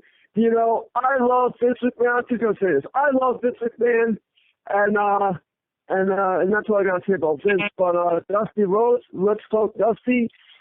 Dusty Rhodes said it. Get a dream, hold on to it, and shoot for the sky. And he, like they said, he wasn't a common man. He was everything. And when he's making his way up in heaven, and he's going to be reunited with Miss Elizabeth and Sweet Sapphire, if you will. Sweet Sapphire. And Dusty Rhodes, he was a great worker. He was a great wrestler. He was a great promo guy. He was a great booker. Anything this guy touched turned to gold. And you know what? His kids, it showed in his kids. Everything that he did it for Cody, and he did it for all his kids, Dustin. And it's just a terrible loss. But you know what? It'll all go down, baby, because it's just, if you will, that's what it's going to be, inevitable. That we're going to have that's what it is. Like, and you guys were saying we lost a lot of guys, yes. But Dusty Rhodes, every time I hear, he's just a common man. I dance all night long. So just that's all I can say about Dusty. And I love him, and I'll always love him, and that's it. And thank God I have the means, because I've been sending everybody, happy birthday from Dusty Rhodes, if you will, so people will be getting them. But I thank you for my time, baby. Dusty Rhodes, baby, I got your back, Jack. Like you said, no one's got my back. I got your back. And don't forget about the Midnight Rider. There's another one, the Midnight Rider. Every time I hear...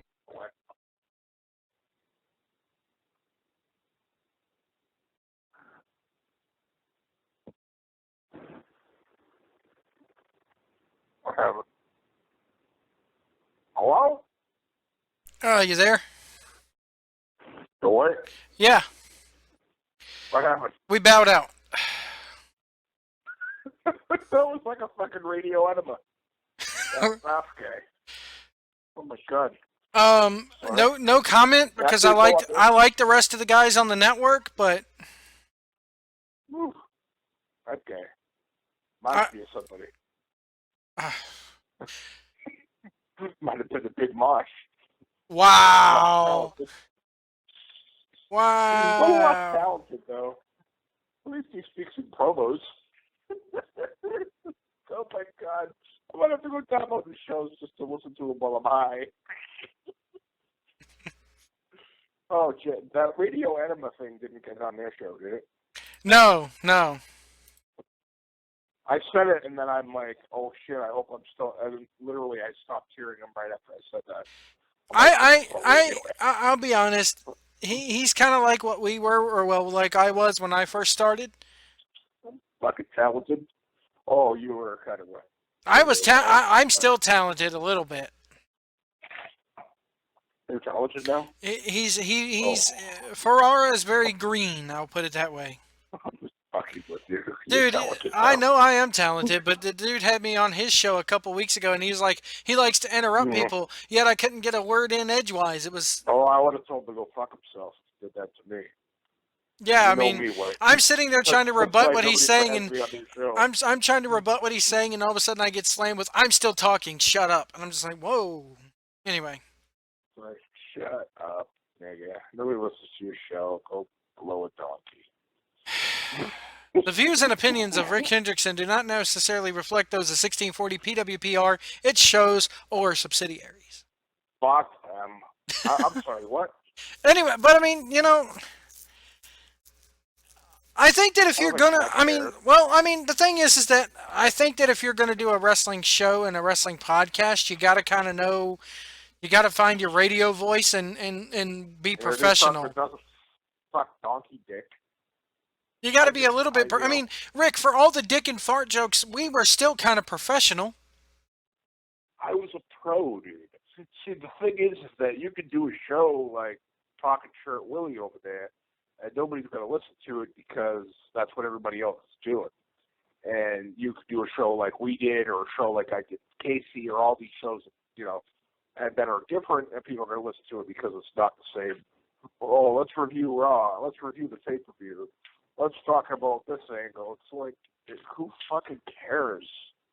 But, you know, whatever it is, as I say. That's why I'm not a full-time member of any radio show or network, because I say what I think, and people don't like it. Well, half the people over at 1640 are older than us too, and come from a different time. But still, you got to move with the times. Well, I think Pat appreciates my comedy because we've been friends for a long time. But I don't know that the other folks would appreciate some of the comments that made. But I don't really care. But yeah. But I mean, the thing is that I do the whole YouTube / podcasting thing, and that's what makes me unique. Is that what you see on YouTube is kind of, you know. And like Ken Reedy, Reedy does a great radio show. Yeah, he does. It's like the same shit that everybody else does. Well, I mean, the market has become oversaturated. And the thing that kills me is the market has become oversaturated. Like, remember when you found me? Do you remember how you found me? No. I think I was doing something with Trey Stone. I remember. You were doing something with Trey Stone, and not the South Park guy, but you were doing some. Well, yeah. But anyway, you wandered into a chat room. Yeah, but you. Oh God. Anyway. And the J-Dog. Oh, the gay dog. Anyway, the guy who we called up and left answering machine messages for. TFK and the J-Dog. Or the gay dog. But anyway, we were doing. I was doing. Like me after all those years. I was go figure.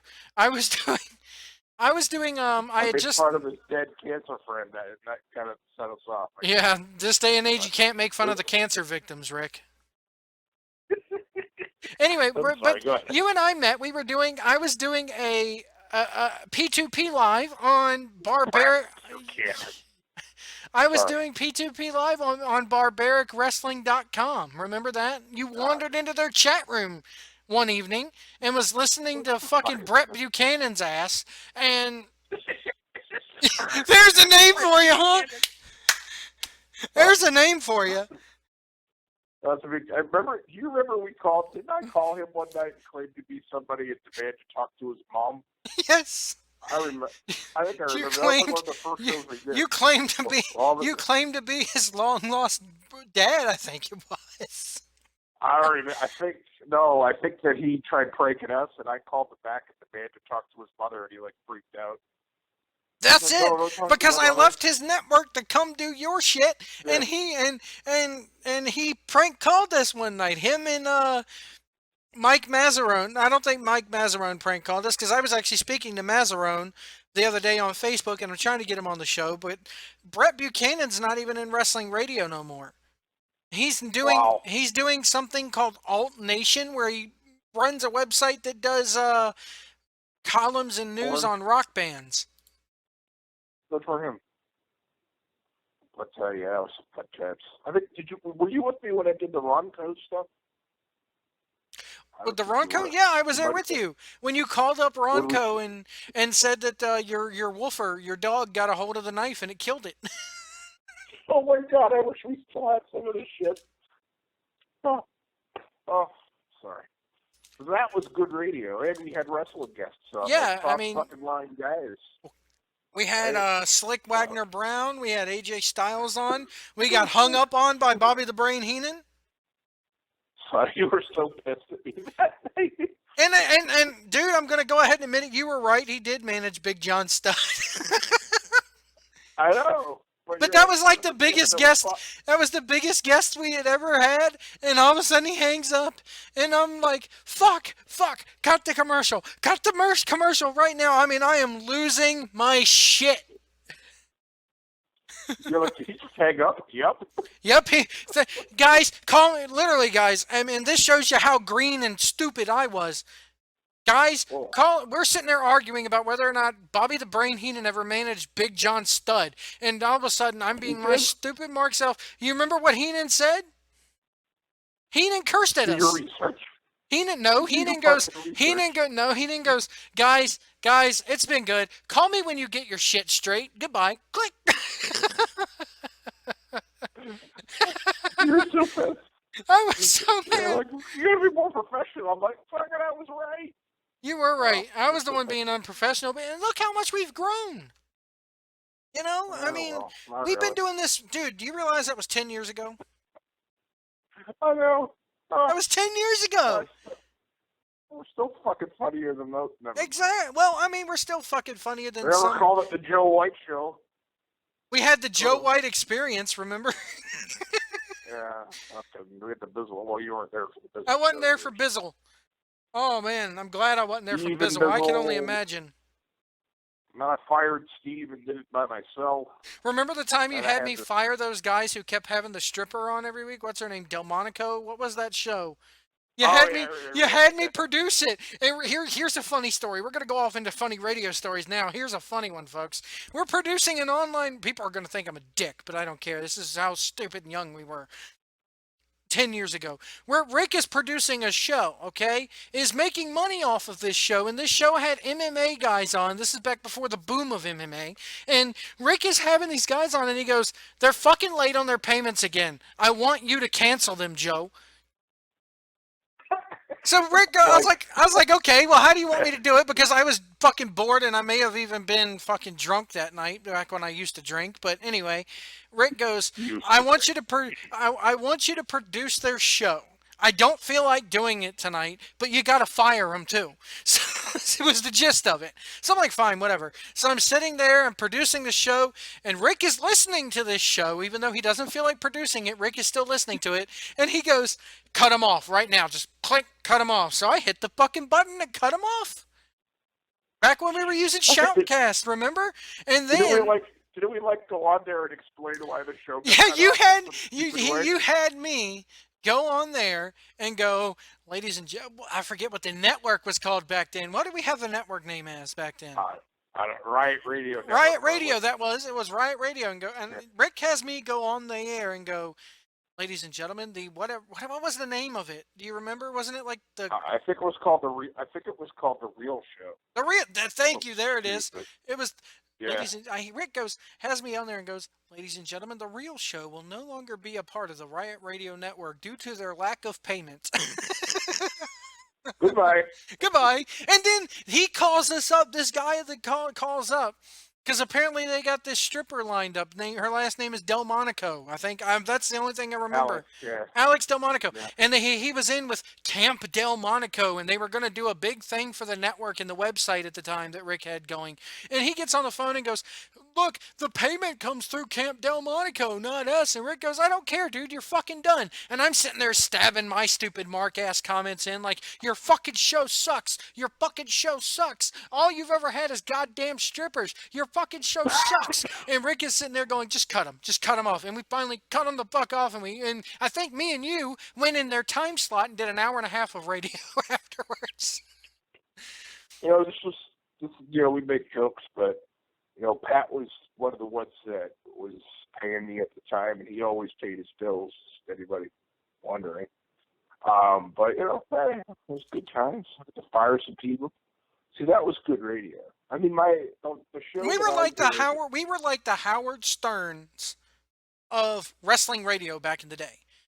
People got to realize, and people got to realize back in the day, you didn't have these podcasts like you do now. You went on and listened to wrestling radio. We did it before it was cool, and it was live. And we're still doing it. Download the archive. Go to archive.org and look up P2P Live.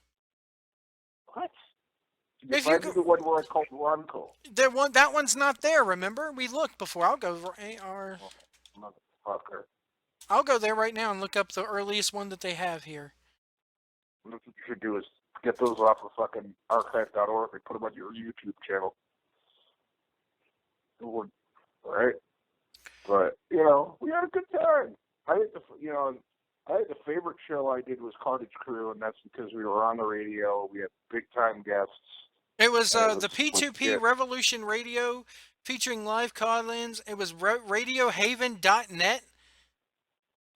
Yeah, that's old times. I can't search on my phone for this. Let me see. People are going to hear this. I'm sorry if I just blew everybody's eardrums out. Let me see here. Is for entertainment purposes only. You can't hear it. Of this show are recorded for archive purposes. You can't hear. Yeah, you're not going to be able to hear it because you're on your phone, and I don't. I wonder if I have a can. mixer. I don't. up. I wonder if I can download this though. Can I download this? Probably. Download options: torrent, MP3. Okay. To listen to is for There entertainment. was one that was like live sound check. That's when we got like in trouble back in the day.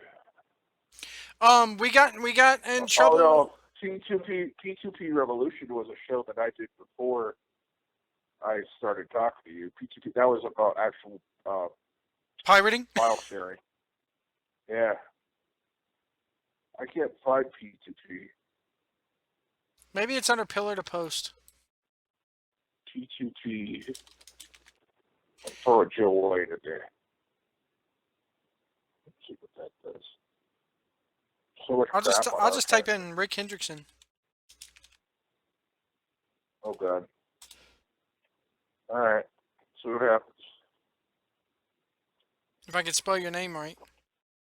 Remember that live sound check that we got? I think we got fired before we even started on that one network because of that fucking chick that didn't like me talking about Bang Bus or whatever it was. Was it one of the times that was it one of the times that we had It was one of the times that we were being nice to Trey, and then all of a sudden, Doug Summers suing WWE?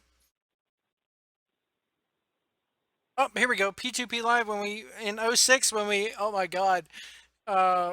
We interviewed Jeff Meacham. They have the Don West interview up there.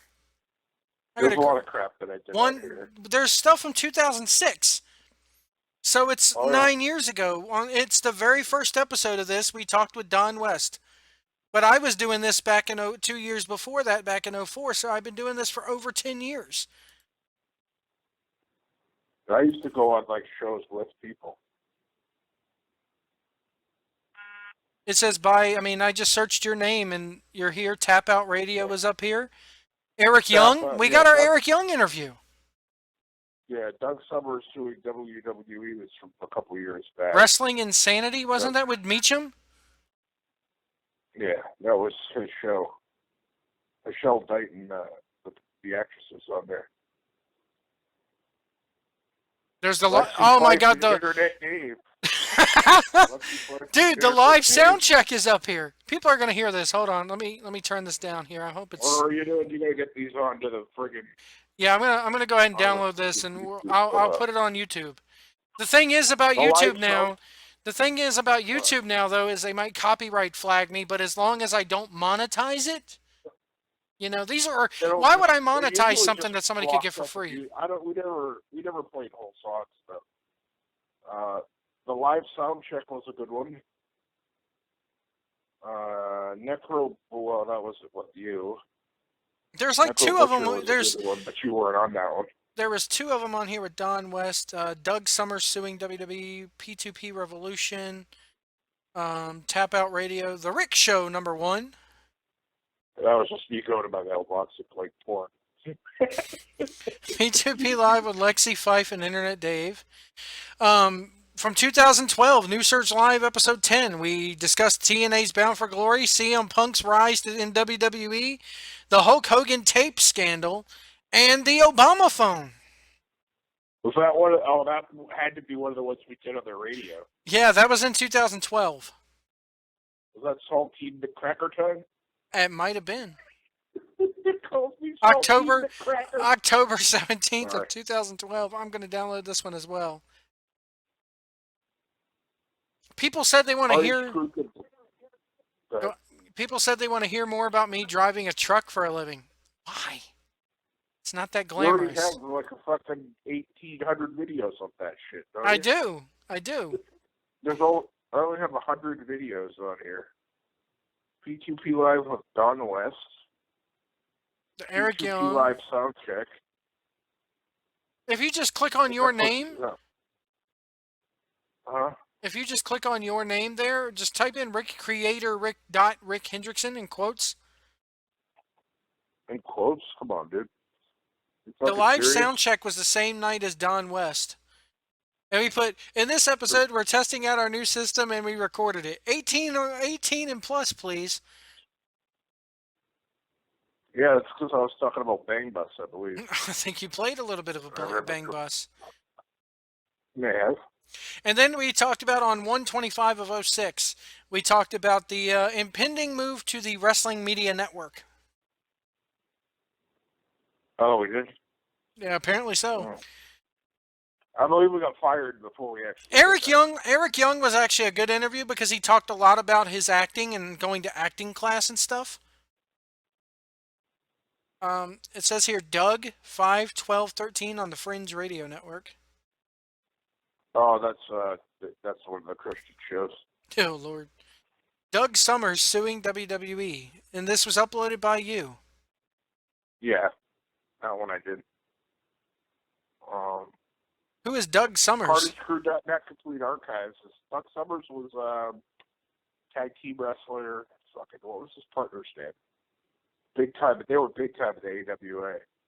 My interview with the Necro Butcher. Oh, that Doug Summers. Okay. Yeah. If you want to hear a lot of stuff by me, the CarnageCrew.net Complete Archives is the place to go. We actually stopped doing that show because one of our hosts died. He didn't die of cancer, did he? She had a heart attack. Oh, poor thing. Yeah, she wasn't that old. She was 50-something, but we had a great time. Some of the shows got up to almost 4 hours of friggin' insanity. Trey Stone. 3 hours. God kill me. You ever want to listen to me on some shows that I didn't want to be a part of, go to any of the SNS shows. I almost want to listen to that, but I'm feeling that it might hang up on you if I do that. Don't do that yet. Don't hang up on me yet here. Joe White and Rick Hendrickson. I will. It may hang up on you. I just want to see what happens.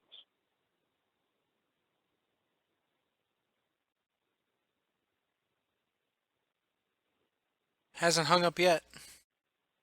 Hold on, I'm listening. Yeah, that one's a good one. That's what you're going to want to get. A live sound check. What was that? I'm gonna try to play it here. I think I downloaded it. Which one? What's the file name for that? P2P live sound check was. There's two of them. It's the same file. I think I uploaded it twice. Let me see if I can. I don't think I downloaded it. Let me go ahead and download that. Where we chatted about? Oh my God, Meacham. We put him as a guest. We put him as like a featured guest too. But now Mazzarone, Mike Mazzarone used to come on my show. He was a bit of a guy who was like just a super fan of our radio network over there, Barbaric, and he would come on my show and he would come on Brett's show and give his little opinions and everything, kind of like what Ferrara just did, But let me see. This says that already exists. It was 125.06. Let me see if I can play this. Rick's not going to be able to hear it, but. Ecuador, I'm on the phone. Talking to the world right now. So what happened to the African American handball on tonight? American handball? Talking to Joe White. You ever heard of him? No. What are you doing? I'm trying to put my feet up there. Do I need to let you go, Hendrickson? That's the guy that played for the White. No, that's Joe Dirt, the guy with the mobile. Joe White. Oh, Joe White. Okay, no. This guy's whiter than white can be. I don't know. I went to the pool and got a tan today, so. Saltine McCracker. Saltine McCracker. Don't drink my beer, okay? Beer. Yeah, there's beer in there, dude. Not beer? It's the same beer that's been there for 3 months. Skunky monkey, if you will. Do I need to let you go, Hendrickson? No, I don't let go. He only lives here for 10 minutes a day. People are gonna remember the time that I remember I love the guy to death, but I remember when we pissed off Les Thatcher. Yeah. Les Thatcher. Remember Did when they try to put ass in a commercial or something? we wanted to put the word whores in our intro, and he found out about it and said, no, absolutely not. So we took that out and had him on, and God bless Les Thatcher, man. Les Thatcher's awesome. I love me some Les He's a good Thatcher. cat, man. Live video. Rogue is going bang bust. If Dude, you're I'm a chick busy. Rogue, you don't want to know. Wrestling show, yeah. Well, what if you could watch his YouTube channel? He'll show you how to cook cat or whatever the hell he does now. What? Cook cat? I don't know what the hell you do. Somebody, I remember the first 18 seconds is somebody in the chat room asking what bang bus is. I think I checked everybody out, and then they all came back or some shit. What am I shutting off? I'm sleeping out here. Yeah. My whore kicked me in the room. She's Rick- sleeping in my bedroom. Rick fights with his roommate live on the radio. Yeah, there's a whore. There's a whore in there and some cocaine. There's no go in there. She could be dead. She, All right. she could be dead. I'm going in. Going in there, man. He believes some of the shit I said. I'm going in there, man. I gotta save the coke before she snorts it all away. What happened? You got your computer? Just want to let you know she's dead in there. Dead? She's dead? Oh, Lord. Dead hooker. Bummer. Oh, Lord, that's a first for our radio show, Dead Hooker. Remember the time we actually called up the hookers? Oh my God! Yeah. Remember we were on We that did that one time. website and we called her and she's like, You never saw that show. We did a show where we called the hookers and and get you offered okay. them money. I mean, I was serious as fuck. Rick is like, I can't do it with a straight face. You do it, White. Taylor. What are you doing?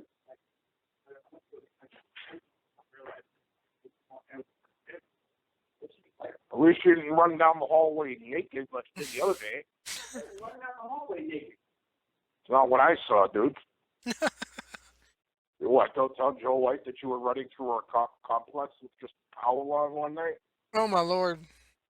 Like, I forgot my clothes. Like, They're in the washing machine what happened to downstairs. clothes? That's exactly what happened. He put them in the wash. He threw everything he had in the washing machine. And he's like, oh, shit, I don't have any clothes now. Oh man, dude, I've seen truckers that do that. There's nothing more embarrassing than seeing a trucker going through to and from the truck stop and wrapped in nothing but a towel. Oof. Oh, you're a trucker, wait. Anyway, man, we're gonna get off here. We're gonna go ahead and sign off. We are? Yeah. Did I say some bad words about some of those people? I like that Larry guy, but the other guy was kind Larry was awesome, and I wouldn't mind having him on the show here, but I think it's funny how that one guy knew your name, but dropped me right on out. yeah. Everybody drops you right on out. Oh shit. Bugger, be quiet. Oh shit. With that note, folks, 1640 PWPR, Facebook.com/1640PWR. Say goodnight, Hendrickson. We're gonna get off here. They do more, don't they? We're gonna go do Saturday morning. $500 a month. 500 a Excuse month. me? When are we gonna 500 a do? month. When are we gonna do Saturday morning cartoons live? I'm a fucking busy man. Selling your I cell work on phones. Saturday morning. Damn. Oh shit. On that note, we'll see you guys down the road.